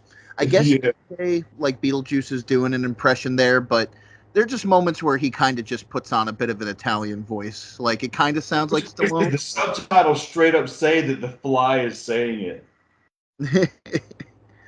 Oh no, the fly is definitely saying it. I'm just saying when he holds up the Zagnut, he starts like going into like different voices and stuff like Oh yeah, that. yeah, yeah, yeah. He's like, I got something good for you. Ugh. Hey, you want a bite? And it's like you could say it's almost like a Sylvester Stallone impression, but it's like, see, the humor hasn't evolved yet to doing like straight up impressions. Like before he later in the movie, he's kind of like, oh, I hope you like Italian, so he goes into like a vaguely Italian voice. Yeah, so like, yeah, they're transported to the model, and they see, they're like, well, what do we do now? They're over there at Beetlejuice's grave, and the shovels fall over, and so yeah, I guess we dig. And yeah, you're right. It's cool that, it's like the first shovel going in, it's like fucking cork board. And then And as they keep going, like I don't even know why they didn't just stop and start tearing it apart with their own hands, but I know, seriously. Yeah, and I like how the cartoon opening definitely took inspiration from this scene where they find the coffin and it starts shaking. yeah, yeah, yeah. And I like that. In the cartoon opening, it's cool because you see Beetlejuice lying there, sleeping, right? And like a beetle crawls through his eyes and shit. And then like lightning strikes and he comes flying out of there and he's like, yeah, it's showtime. And you get the cartoon version of the theme song, which is about like the movie theme, but kind of does a few little different stuff. Bum, bum, bum, bum, bum, bum, bum. And you're absolutely right. He comes out looking like Sam Kinison. Right? I was like, damn, look at this. He comes flying out of there with the long, dirty looking trench coat, the that sort of cabbie hat thing going on. All dusty, and I like the wire work going on there that he literally flies out there like ta-da, throwing his hands out. This is his interview segment, basically. Yeah, trying to say like, who can I kill? They're like, no, we don't want you to kill anybody. We just want you to scare him out of here. But yeah, Throw your voice. Good at parties. yeah, he's one of them dudes that I know a few people like this who are just full of energy, and after talking to him for 5 minutes, you need a fucking nap. I could be that guy sometimes, so I relate. I just try not to be scary. Yeah, because it's like the entire time. It's like he's he fucking Bugs Bunny kisses her on the mouth.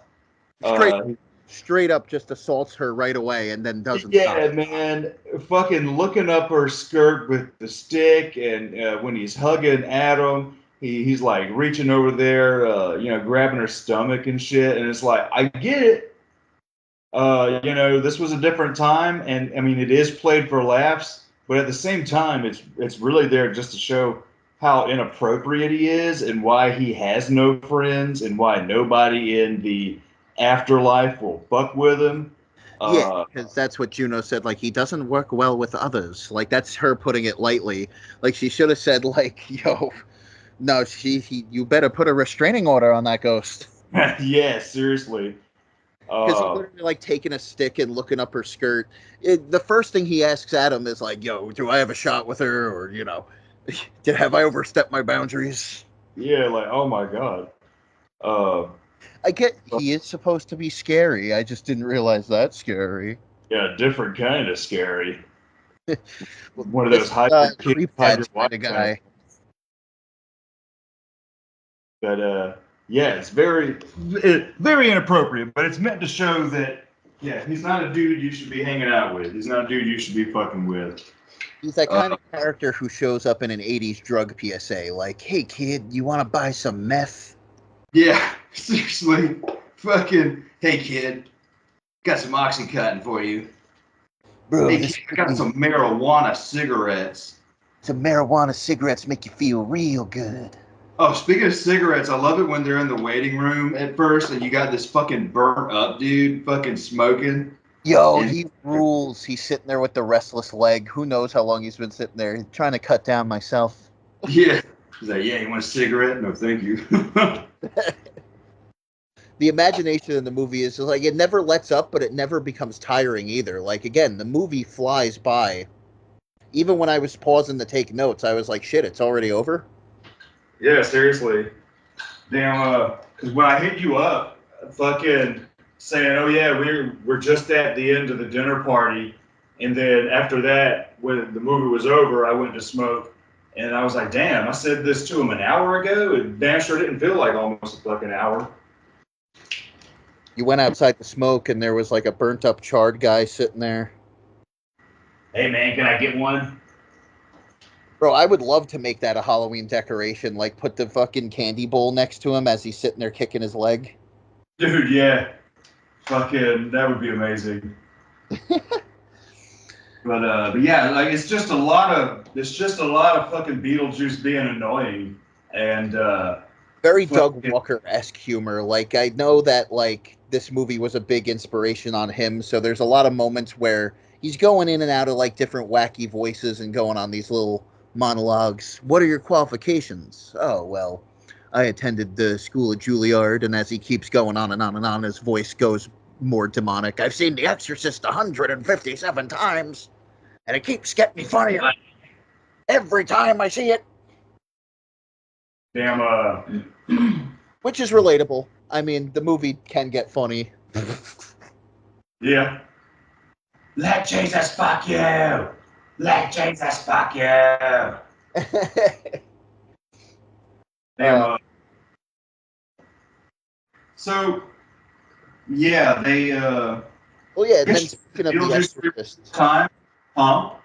Speaking of The Exorcist, like he spins his head around. That's a great effect. Yeah, and then you get that cartoon sound effect with it too. That sort of weird wheep kind of noise.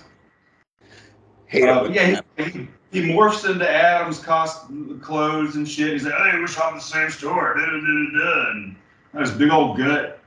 Fucking yeah, just annoying as fuck. Like yeah, this is what y'all did. Y'all wanted to fucking get somebody to help you haunt the house, and now you got this annoying fucking dude that will not leave. Like that's what Beetlejuice is. He doesn't haunt places. He just doesn't know when to leave. He's like that guest that comes over and is still hanging around when everybody else at the party is left because he has no friends. He's got nothing to do. He's got nothing at his house. So, Just a lonely, depressing life. which again, we got to see the interaction between him and Venkman. Like that would be interesting in a fucking Ghostbusters crossover. I'm not gonna let it go. Hell Like yeah. Venkman might actually like Beetlejuice's company. Yeah, they'd probably be smoking cigarettes and talking about fucking God, what was that shit? Wait, you're talking about Bill Murray's character. Yeah, Yeah. Because they would Bill Murray's definitely pal around. yeah, Bateman's the fucking same. We dissected the shit out of him. That's what I'm saying. So like if they did this crossover, like he would be the most susceptible to like possession. Like at first, like he would just start like, oh, I don't know, this Beetlejuice ain't so bad, like as a joke. But then like bam, you could do like anti Venkman basically, where they have to fight their own friend. Because it's usually always Ray who's getting possessed. Yeah. Um. We get the So, one F bomb because they decide to leave. Nice fucking model, honk yeah, honk. he's all like, "Yeah, come on in. I'll show you the place. Don't pay attention to the mess. Just ignore it." You like Italian, and she Beetlejuices them out of the model, and he's looking around. Where'd you go? Where'd you go? Like he kicks the tree over, and it's kind of funny. It's like he doesn't realize the tree's gonna fall over because he gives it a second look, and he's like, "Yeah, nice fucking model," and he gives the honk honk on his nuts. This is definitely the most Kinnison he goes because he's like, you bunch of losers. Yeah. Hits one of those Kinnison high notes. If it was Kinnison, this movie would be rated R. You bunch of fuckers! Or a real hardcore 80s PG-13. Yeah, now they have to give it the PG-13 despite Yeah. Kinnison. But So yeah, now, Barbara's convinced they could haunt them out on their own. Like they don't need Beetlejuice. Because it was originally her idea to go down there, but now basically like, yeah, I would change my mind too. yeah, I'd be like, ugh. We gave this dude an inch and he took 7 miles. 7 fucking miles. But this Barbara concocts a plan to scare them off, and it leads to arguably the greatest scene in the movie. The little dinner party. So we have Otho and this lady. There's a lot of funny ass fucking lines here. Where the lady says something and Otho's like, "Oh, she's just mad because someone dropped a house on her sister." Nobody else is laughing, but fucking Delia lets out a really awkward laugh. And really, it's the most boring dinner party. And everyone, like, the moment Lydia brings up ghosts, everyone wants to hear about that. But Yeah, Delia just thinks she's ruining everything, so she keeps trying to, like, divert it, lying, like, oh, that's just a little joke we tell each other. yeah. And then she's like, "Well, I want to talk about," and then it's like, "I have nothing to talk about." And then yeah, boom, she gets possessed first, and they start singing Harry Belafonte's Deo Banana Boat song, and every little bit of the song, more and more people join in. But I like that when I was a kid, I didn't understand this. I was like, is this just a musical number to be a musical number? But over the years, oh yeah, they're possessed, and I do like that when you see their reactions to the lip singing, where it's like you can tell that they're not in control, but then there are other spots where it looks like they're really getting into it and they're having fun, and then they break the smiles and stuff. Like, wait a minute, what the fuck's going on here? Why is this happening? And then boom, it cuts again, and they're like all into it. So I do like that they aren't in control, even to the point where their awareness of the situation is going away and coming back. Yeah, I was gonna say, especially on Catherine O'Hara, because she's the one who gets it started. Like the facial acting alone is insane. And fucking Otho drops the damn, takes the ice bucket, spills everything out of it, and he just starts conga lining that shit. And the only one who's not possessed is Lydia, so she gets to just sit back and watch the fireworks. Yeah, she's in the background. You don't see her a whole lot, but there's one shot where she's in the background and she's laughing. Yeah, Uh, she's just like having a good old time with it. And just, yeah, the whole creativity of it, like you went into it, is what makes it so memorable. What you went into as well, like when I was a kid, it was pretty confusing because I didn't understand like the concept of possession yet. You know what I mean? yeah, So I was kind of like what you were thinking, like, is this just a musical number? Even at first, before they all get possessed, they think it's a joke. They're like, nice joke, Delia. And then they yeah. start chiming in. The whole thing is blocked insanely well. How it ends on the nice scare of the shrimp growing into hands. It reminded me of Stephen King's It, honestly, like when the Chinese food starts getting like eyes in it. Yeah, and so it pulls their faces down into their bowls and then pushes them all off into their chairs. And it's funny because Gina Davis and Baldwin come running upstairs, all like, "Oh yeah, we did it! They're gonna be running out of here screaming any minute." That's what I'm And saying. It's a really funny moment, but then also it's a really triumphant moment because in the context of it, it's uh, Barbara and Adam finally like learning. You know what I mean, and growing as ghosts. The problem is they made it too fun. They took yeah, a little yeah, bit of their own personality into it. yeah. They made it too fun, which like you're you didn't necessarily fail as a ghost, but you failed as a haunting ghost. Yeah, you failed as a scary ghost. You rule as an awesome ghost, but now, they're gonna try to cash in on this. Yeah, they're watching the cars outside any minute now. And Delia knocks on the door. They want you to come downstairs. Yeah. And they're like, what? And so yeah, they're all like, "Oh man, we can make a fortune out of this. It's like an amusement park." And da da da da da. I can't wait till Maxie comes over here. And And yeah, so Delia's she, acting like they knew all along and that they were like, oh, well, we just didn't want to reveal our secret. yeah, just playing it up and shit. And I didn't even know I could do the calypso. yeah, and dude, I like that one guy that is Delia's agent. Because he had mentioned before all the shit went down, he says, "I've lost a lot of money on Delia over the years."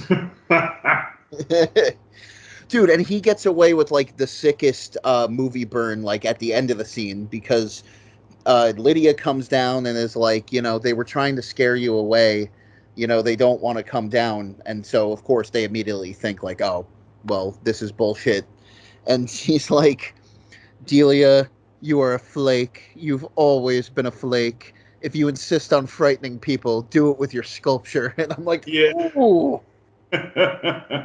Still to this day, one of the harshest like movie insults, just the way he delivers it. Yeah, man. With And of that course, snobby accent. my mind goes immediately to Frank Zappa. Delia, they can't fix your brakes. You ask them, where's my motor? And it was eaten by snakes. Well, the toilet exploded yesterday afternoon. I said to never flush a tampon. Flakes. Fucking man. Speaking of a great fucking song. Fucking One more time. Fuck, that song is so great. Flakes.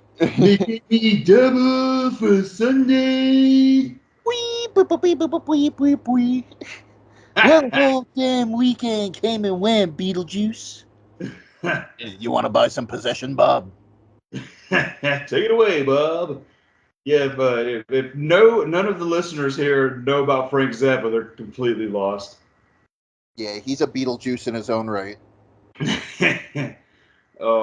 So yeah, We're millions and millions, and we're coming to get you. so yeah, so the dinner party leaves, but also, so what the fuck happens next? So the family goes up to confront the ghost because now they just made a complete, Yeah. fool of them. Is Like, this Delia, when? if you're gonna let people walk over all over you, living or dead, and she's knocking on the door, and they're hiding outside the window. Yeah. And she's like, they're gone for good. Beetlejuice is Oh, still at the model, and I like the little line he gets away with. It's like, "Oh, you guys think you're a couple of spooksters now, aren't you?" yeah, and then this is this when Beetlejuice does his haunting? Yeah, and let's turn up the Yeah, juice and see what shakes loose. yeah, because now he turns into the rail on the stairs and he's a snake and get a little bit of creepiness because he tells he tells Gina Davis that yeah I'm into Edgar Allan Poe's daughter. I'm like, dude, like you're like 200 years old, man. And this girl is probably 16, 17 years old. And now, 30 years later, he's still at it. And so yeah, he shows up as the snake. Cool fucking scene. Grabs fucking Chuck by the legs and he's like, "I'm here for your daughter, Chuck." I'm like, dude. And Picks him up throws and him drops down. him. And her statues come to life. Or no, do the statues come to life, or is that no? That's later. Yeah, that's the climax. And yeah, so it freaks Lydia out, and she thinks that it was Barbara and Adam doing it, but she's like, "Why are y'all doing this?" Leave me alone! And she runs away. and So Barbara sends Beetlejuice back to the model. She says his name 3 times, and again, some adult humor going on. Like, he literally, because I think this is supposed to be the joke. Like, she goes, "You're such a," and then all those horns come out of him, like he's a prick. oh, okay. You know what? I didn't catch that.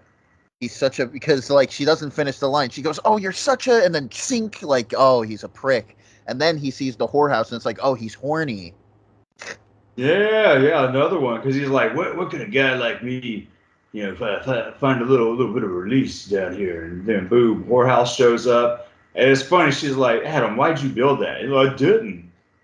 And boom, they're zapped back into the afterworld with Juno sitting there with a bunch of football players, and she's like, the whorehouse was my idea.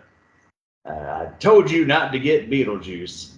Now she ain't afraid to say his name because at first she wouldn't let him say it. And they only really show up in 2 scenes, this scene and the end, but the football players have been like a fan favorite of like the background characters just because They're of how hilarious. naive they are. Just Yeah, it's like, Coach, where's the bathroom at? And she just loses her shit. Are you kidding me? Men's room? Come on. Yeah. And she's like, no, I'm not your coach. He survived the crash. Yeah. And they still don't know, man. Then they show back up. They're like, Coach, I don't think we survived the crash. So dark. Yes.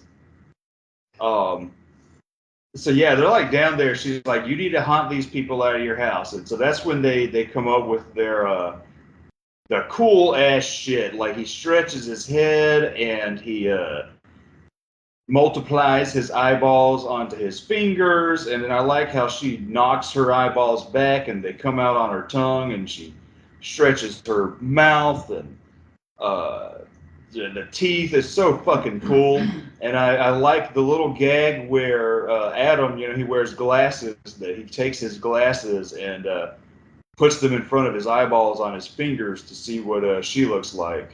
Yeah, and I like how, like, even though it's such an over-the-top mask, like, their personalities just in their body language still, like, persist. So she's, like, looking over to Adam all awkwardly, like, for approval. And, yeah, I do like that detail that he's putting it up. And I like how they just go home looking like that. Like, they Yeah. just stay in that position because they're still so new at it. It's kind of like keeping a facial expression for too long. Yeah, and while this is going on, this is when Lydia is contemplating suicide because she's writing a suicide letter, and it's another one of the most uh, tropey goth uh, suicide letter shit. Because she's like, I am alone, and then like no, crumples that up. I am utterly alone. If you read this, I will have jumped off. No, scratch that. I will have plummeted off of the Winter River Bridge. It's so fucking funny. In my That head, I was imagining her, like, going through just, like, my opening suicide note that has to letter. be poetry. Yeah. Like, in my head, I'm imagining her like, I am so alone, Scratch. I am utterly alone. Like, she never gets past the first, I am so, so, so very. And while this is going on, this was actually the scene with Otho in the kimono. And Yeah. there's a funny little dialogue exchange where this is where the dad's like, I don't think this is a good environment for Lydia, which, yeah, I mean, she's writing a suicide note right now.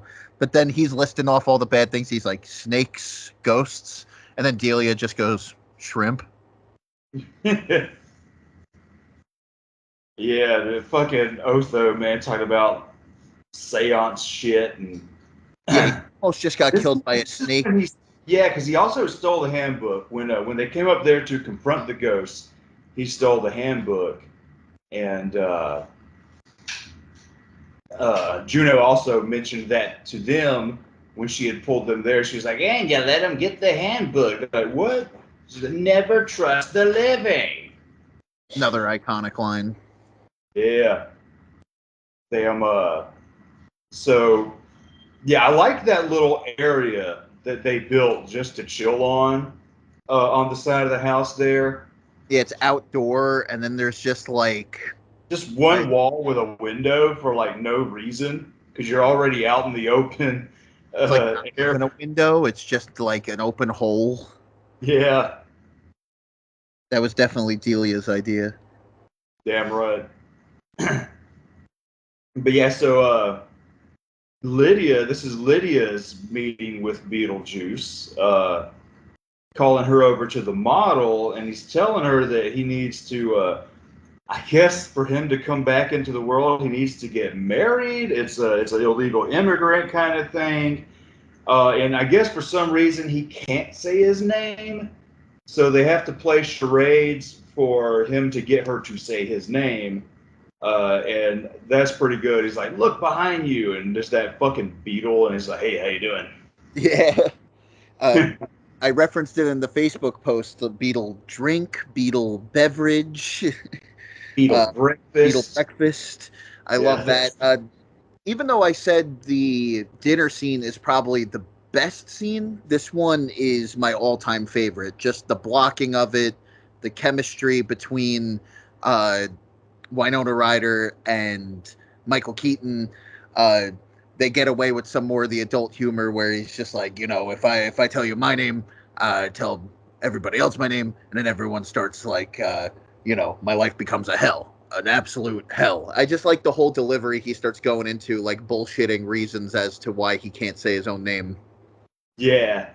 And when the juice is pouring into the glass, this is probably the only bit of product placement we get, and it's a fucking that old Minute Maid carton.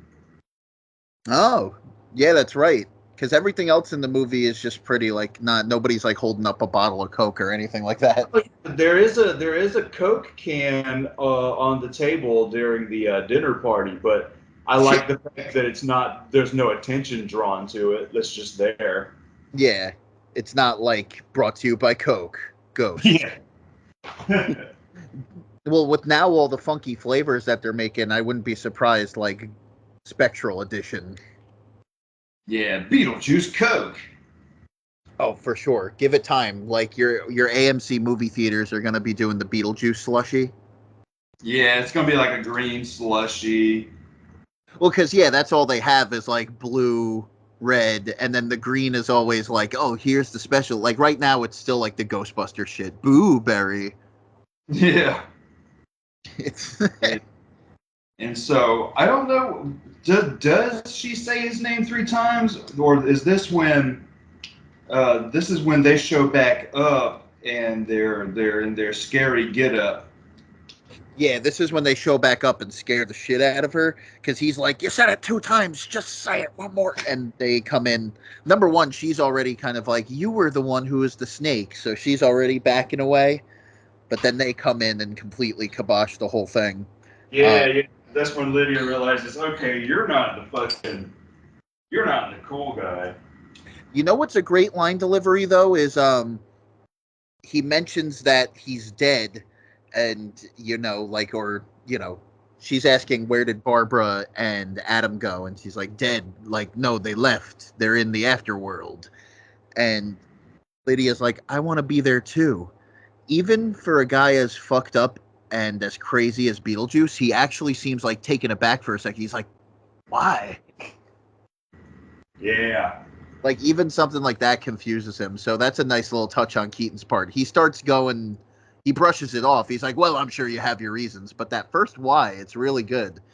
Yeah, it's like the opposite of like going back to the Casper movie. Fucking, he knows being a ghost sucks, but in Casper, the fucking uncles straight up kill Bill Pullman just so they can have a fucking ghost buddy. Yeah, because they're lonely. Dude, we do got to talk about Casper because that is in the Ghostbusters universe, confirmed. Yeah, exactly. Like we brought up, before Ghostbusters Afterlife, Ray was the last Ghostbuster left trying to keep it together, doing it by himself, and going to the Casper house was like the final straw before he said, fuck it, I'm just going to sell books. Yeah, the new movies actually like paint a better timeline. Like Casper fits in there now a lot better. It's fucking crazy. That's where he literally, who are you going to call? Someone else. Like, I quit. The end of the Ghostbusters. I'm selling books, damn it. Damn, but yeah, so she mentions them that she wants to be dead too. They're like, no, you don't want to be dead. It doesn't make things any easier, which in this universe, it's harder than life, honestly. Yeah, so is this when the Otho and Chuck bust in there and start taking the model downstairs? Yep, they start moving the model. So right as they tell Lydia that, like, we've decided that we're going to let you guys stay, immediately then it's like, what are they up to? Yeah, and so they fucking get down there, and first they're like showing they're doing a little presentation showing the Maxi guy, all the stuff about this town that we can buy and make money off of. We can't lose. So then they're like, well, we want to see these ghosts. And so Otho starts doing the seance, and they're like, we need to get something personal of theirs. And she's like, well, you need to go to the Goodwill. Yeah. And that's another thing. Immediately, because they look to Lydia at first, but she's like, they're not going to come down. They don't want to do stupid tricks anymore. They'll allow us to stay. Like, she relays the information, but they're like, good thing we have Otho. And he pulls out the book. And I like Lydia's little, she's like, oh no. Oh wait, what am I worried about? Otho can't change a tire. Yeah. And so, yeah, they do the seance, and it's bringing the ghosts into the before life, and she's withering away, and the green lighting returns. Yeah, it looks fucking cool as shit. This whole part of the movie is awesome. And so the now Adam gets in there because they use their wedding dresses as something personal to bring them into the world, and they're getting withered and fucked up. So Lydia's like, "Fuck this," you know. The only thing I can do is call Beetlejuice. And this is when you see Beetlejuice in the iconic black and white striped suit. Yep.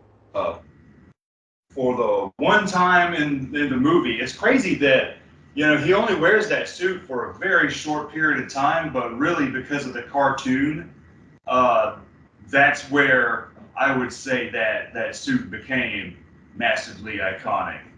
And the poster, man, like it's on all the DVDs, it's on all the VHSs. It's like a poster in its own right. Him just sitting on the house with Alex dead, severed head. Yeah. And all the shit around.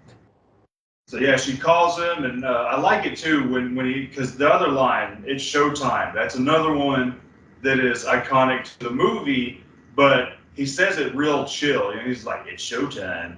Whereas the cartoon is where it turned it into, it's showtime. It was his cartoon catchphrase.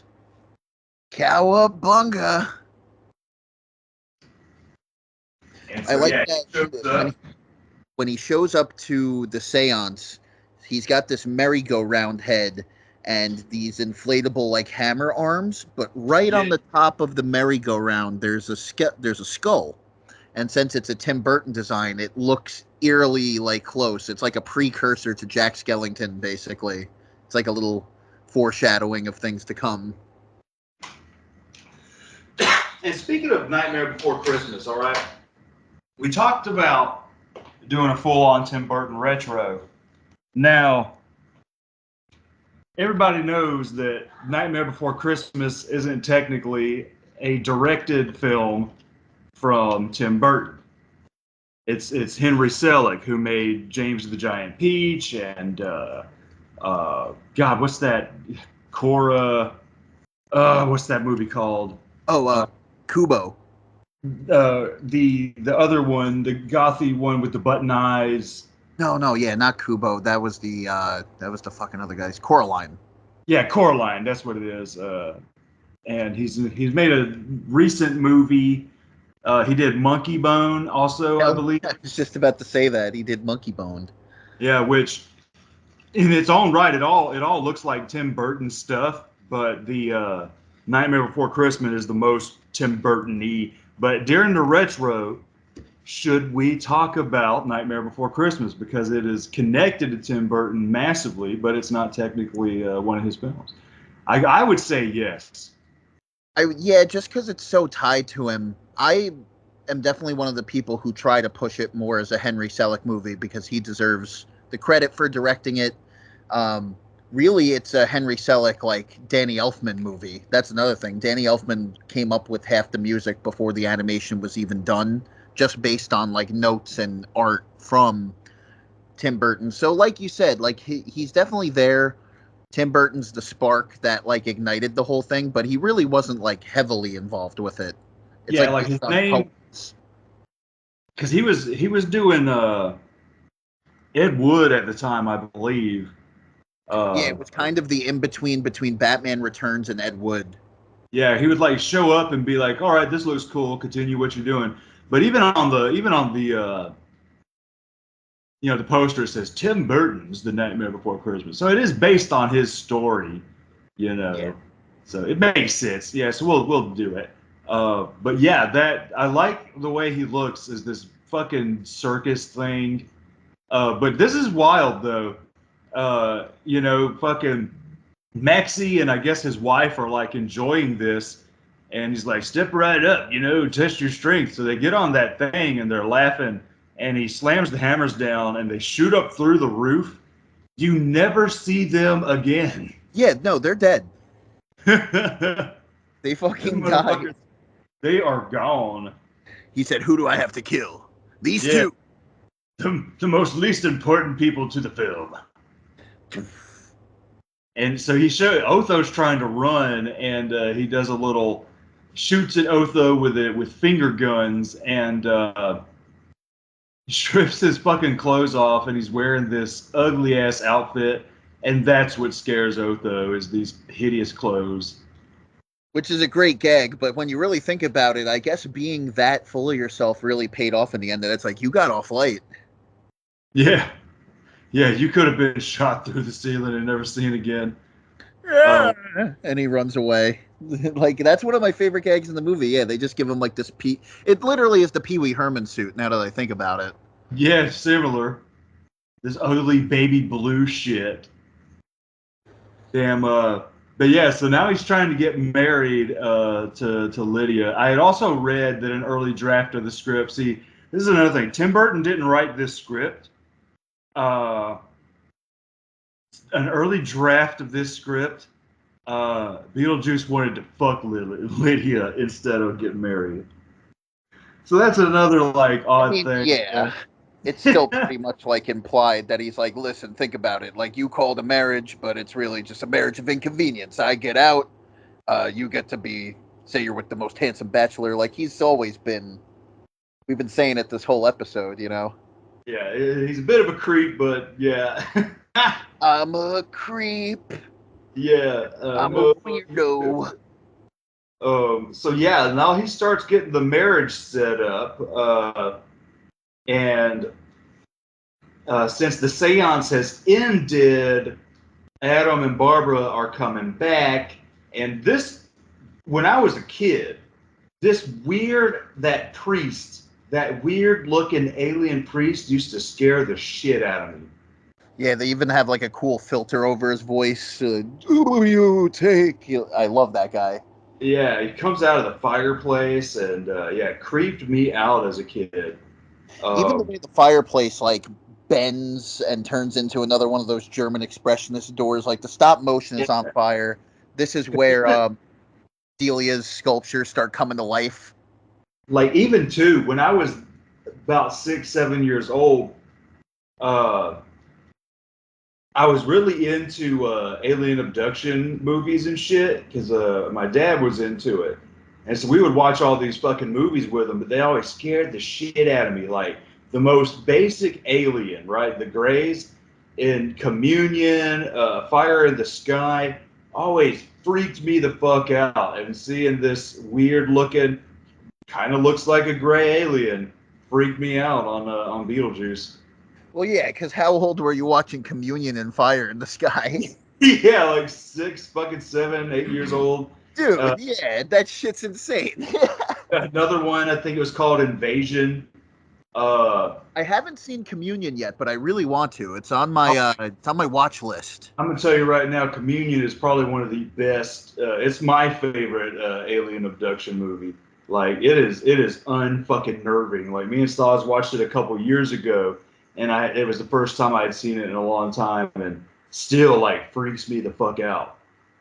Like I don't need my aliens to be like space battles and shit. You know, the Ridley Scott aliens don't fucking scare me. If the alien looks like a monster, I ain't afraid of it, man. But that gray shit, ever since I was a kid, freaks me the fuck out. It's those long faces and dark eyes. And I've always wanted to see Communion because going back to Channel Awesome, it was listed in that top 11 Christopher Walken moments. Oh yeah. I'm standing here and I'm naked. Yeah, and then what I like too, man, with both Fire in the Sky and Communion is they go hardcore in the mental trauma of alien abductees that you don't really see in other movies. Yeah, normally it's like a gag. like in Ghostbusters 2, with the lady who says she was abducted.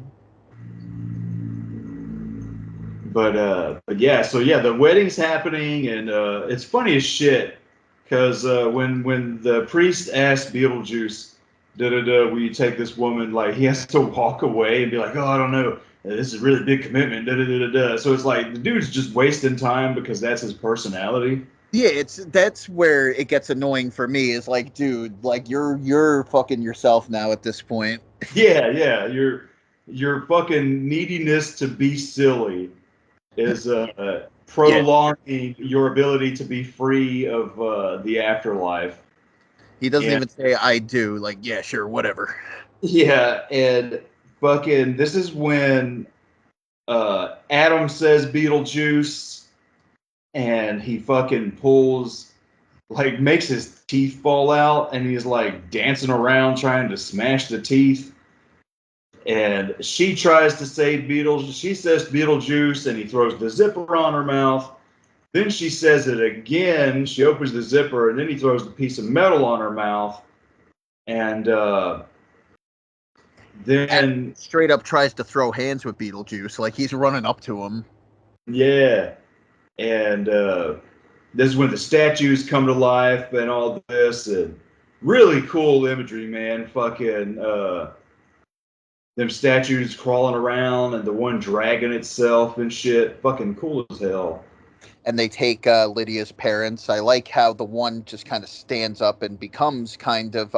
They foreshadow it at the beginning when the Yeah. movers are moving the sculpture, and then it kind of clasps around her and cages her in. Now it literally Yeah. like does that again. Chuck gets wrapped around by another one of the sculptures, or And like one of the plants. so now he zaps Barbara To Arrakis. yeah, basically, so she could spoon the dune. Yeah. And she And does. She's Lisan Al Gaib. She learns how to ride the sandworm. yeah, it's fucking. She hops on the sandworm, busts into the real world, and it just eats him. And And before that, like, um, before that, Adam gets transported into the model, which is really fitting. And then I love that everything just kind of comes down to the wire. Like she's riding the sandworm, he's driving the miniature car, which yeah, doesn't it really make a slams lot into of his sense. foot, and like fucking big ass flame comes out. Yeah, he fucking crashes in. Um, but yeah, Beetlejuice goes out Shrek style. He gets swallowed Yeah, by a sandworm. he's trying to find them the rings, right? He pulls out these dead fingers. He's like, "Oh, don't worry, she didn't mean nothing to me." Yeah, and then that's a gag that I'm looking at you, El Super Beasto, for ripping that off. Yeah, Dr. Satan cutting the finger off. damn. But yeah, so the thing eats him, and all right, everything's normal. I like how the priest is just like, turns around and walks back into the fireplace. The whole thing was like a waste of time for him. And Yeah, even he's stalling too, because he's like, "Can we get back to the ceremony?" He's clearing his throat. It's like, all right, everybody's moving at a snail's pace now. yeah. And so then, yeah, I guess it just kind of ends there, and we cut to, X amount of time later, and we see Lydia leaving, God, Miss So and So's school for girls. Uh, she gets on a bike, and she's riding home, and we see Barbara and Adam, and they're just living like they used to. It looks like they're redecorating the house back to how it used to be. They've got some kind of agreement with Lydia's parents, it seems, and he's talking about adding more stuff to the model, and so she comes back, and they're like, "Oh yeah, how'd you do on your school shit?" And she's like, "Well, they wanted me to dissect a frog, and I told them it's against my religion, so I got a C." And they're like, "What about the math test?" And she teases them like, "Yeah, oh, I got an A." I And got an A. Yeah, that's one of the few line reads that I don't know why. I just find it so awkward. I got an A. they're like, oh, yay, all right. She's like, so can we? And they're like, well, you did get a C in fucking Science class. and they're like, don't tease her. So yeah, they turn on some Shake Sonora from Harry Belafonte, and she's floating around dancing and stuff. And so all the noise, you see Lydia and Chuck chilling. He's like, well, it looks like she got an A on her math test. Dur. And Delia made a sculpture of Beetle Snake. yeah, and fucking freaks him out. And she's like, yeah, he likes it. Which is And pretty then cool, actually, because, like, now her art's getting really good, because in the universe of Beetlejuice, she's making, like, art of ancient deities. yeah. Pretty Instead of fucking sick. Yeah, instead of just weird abstract sculptures, man, she's like really pulling some crazy shit. Yeah, she's Uh, gonna become, like, her career's gonna boom. Like, name someone else who made a Beetlegeist statue.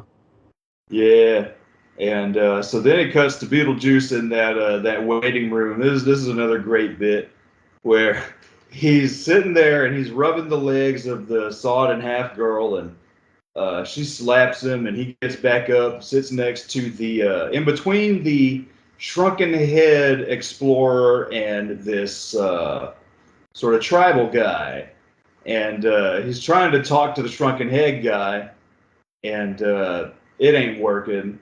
That dude's not paying him attention, and he looks and he sees his long ass fucking number, and he sees the fucking tribal guy, and he's like, "Hey, yeah, did you do that to his head? Yeah, it looks really good.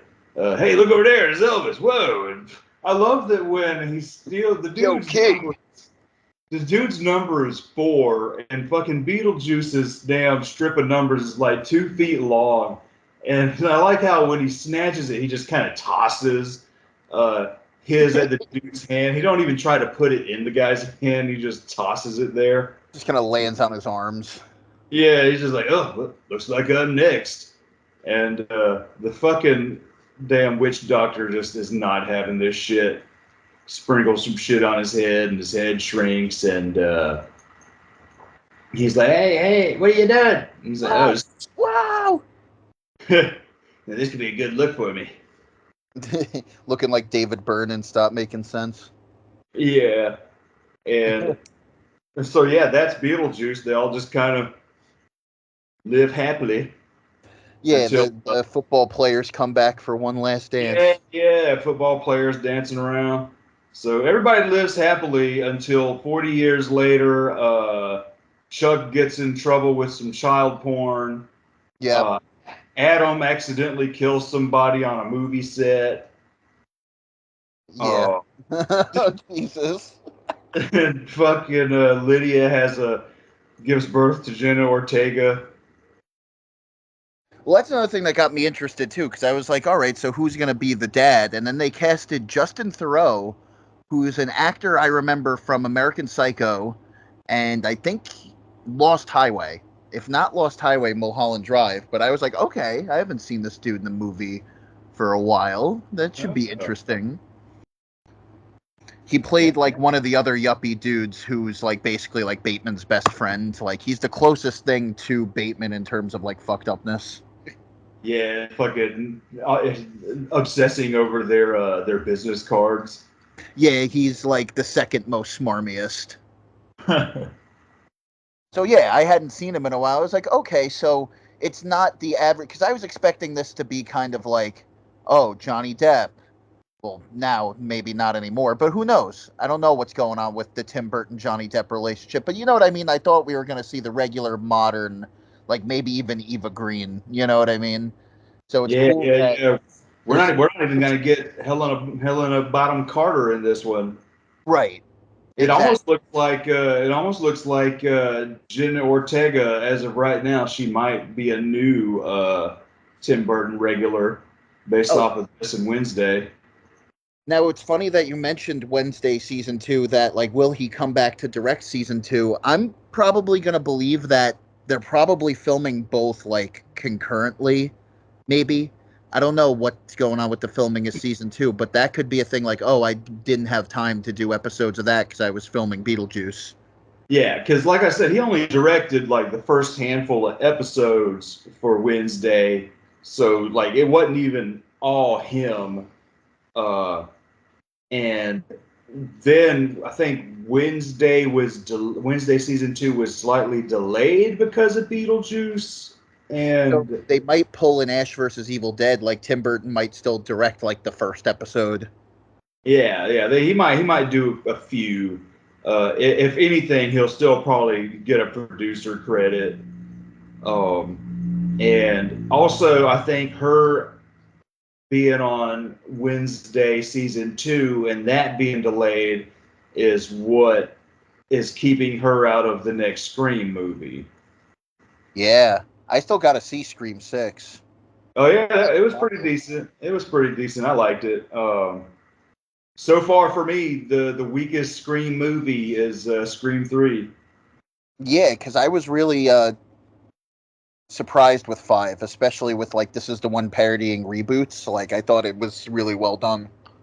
Yeah, like the thing is about Scream, man, is the best Scream movies are to me 1, 4, and 5 because they let enough time go by for the horror genre to add new tropes that they could poke fun at.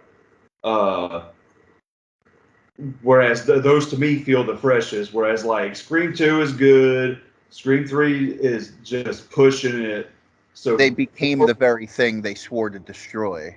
yeah, and 4 waited long enough to have some new shit to say, and then 5 waited long enough for some new shit, and then six didn't wait, but it still had it did about like 2 did, where it did enough with what's left over.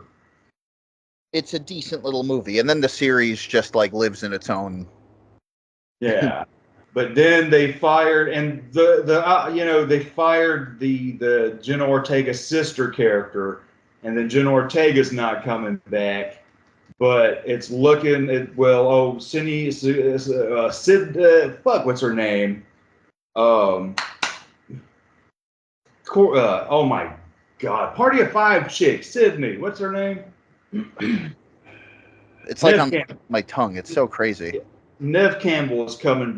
back, and it shows script by Kevin Williamson. You were about to say Courtney Cox, which yeah, because that's the first one I think. Almost did. But yeah, so it looks like this'll bookend the series. We'll get Sydney back to finish it once and for all, and hopefully they keep Kevin Williams' script intact. In other horror movie news, there's already talks of another Halloween reboot. Oh. Already. We'll So fuck with them movies eventually. We'll fuck with those eventually. But so yeah, that's Beetlejuice. My final note about Beetlejuice is that what made this one really special, like this is my poignant little closer, is that this is a movie where the living haunt the ghosts, where it just does that switcheroo from the ghost perspective really well, and it kind of like set the trend. It was the trailblazing movie that walked so the rest of these movies, like we mentioned, Little Monsters, and then eventually, Disney adopting these tropes could run. Yeah, this movie walked so the others Could flail.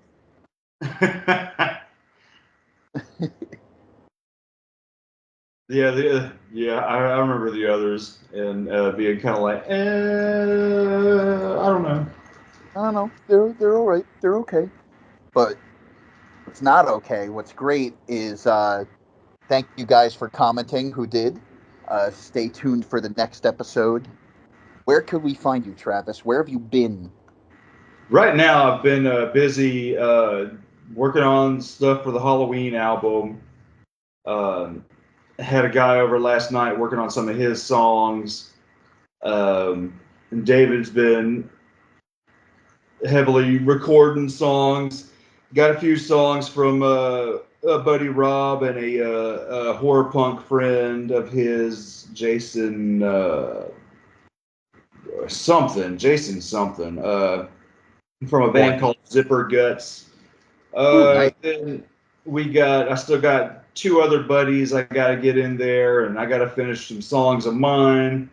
But yeah, you can check out my videos and these videos on, the YouTube under Bloody Chuckle Studios, and you can check out the music on Spotify and all streaming services under Monster and the Family and Sticky Middle Finger. And what about you? So I've mostly been working. Tomorrow I'm getting back with Jarrett to continue working on Satan's Geisha, continue jamming out, and finally get around to recording. Um, Aside from that, I have my gaming channel with my buddy Mo called The Crew Boys. You can go and check that out if you want to see us play some Fallout. That's been our longest running series, but we also do other little specials in between. You could catch me on Facebook. I got my main, just Frank Del Vecchio, but then you could also check out the Fresh from the Basement Facebook page. And Danny Elfman Boingo Posting is my Danny Elfman specific meme group. And then you could also find me on YouTube at FDV Productions. I am planning on rebooting the channel very soon, like completely new channel. So when that happens, I'll let you guys know, and the new link will be spread. But that's kind of like the blueprints for the future right now. Is I know I definitely want to start anew, keep the FDV name in some way, but kind of reboot that in a way. Yeah. But I guess we'll see y'all later. Absolutely, basement lickers, dick dwellers. Dick dwellers. Yeah, dwelling them dicks. Yeah. All right. Later. Later.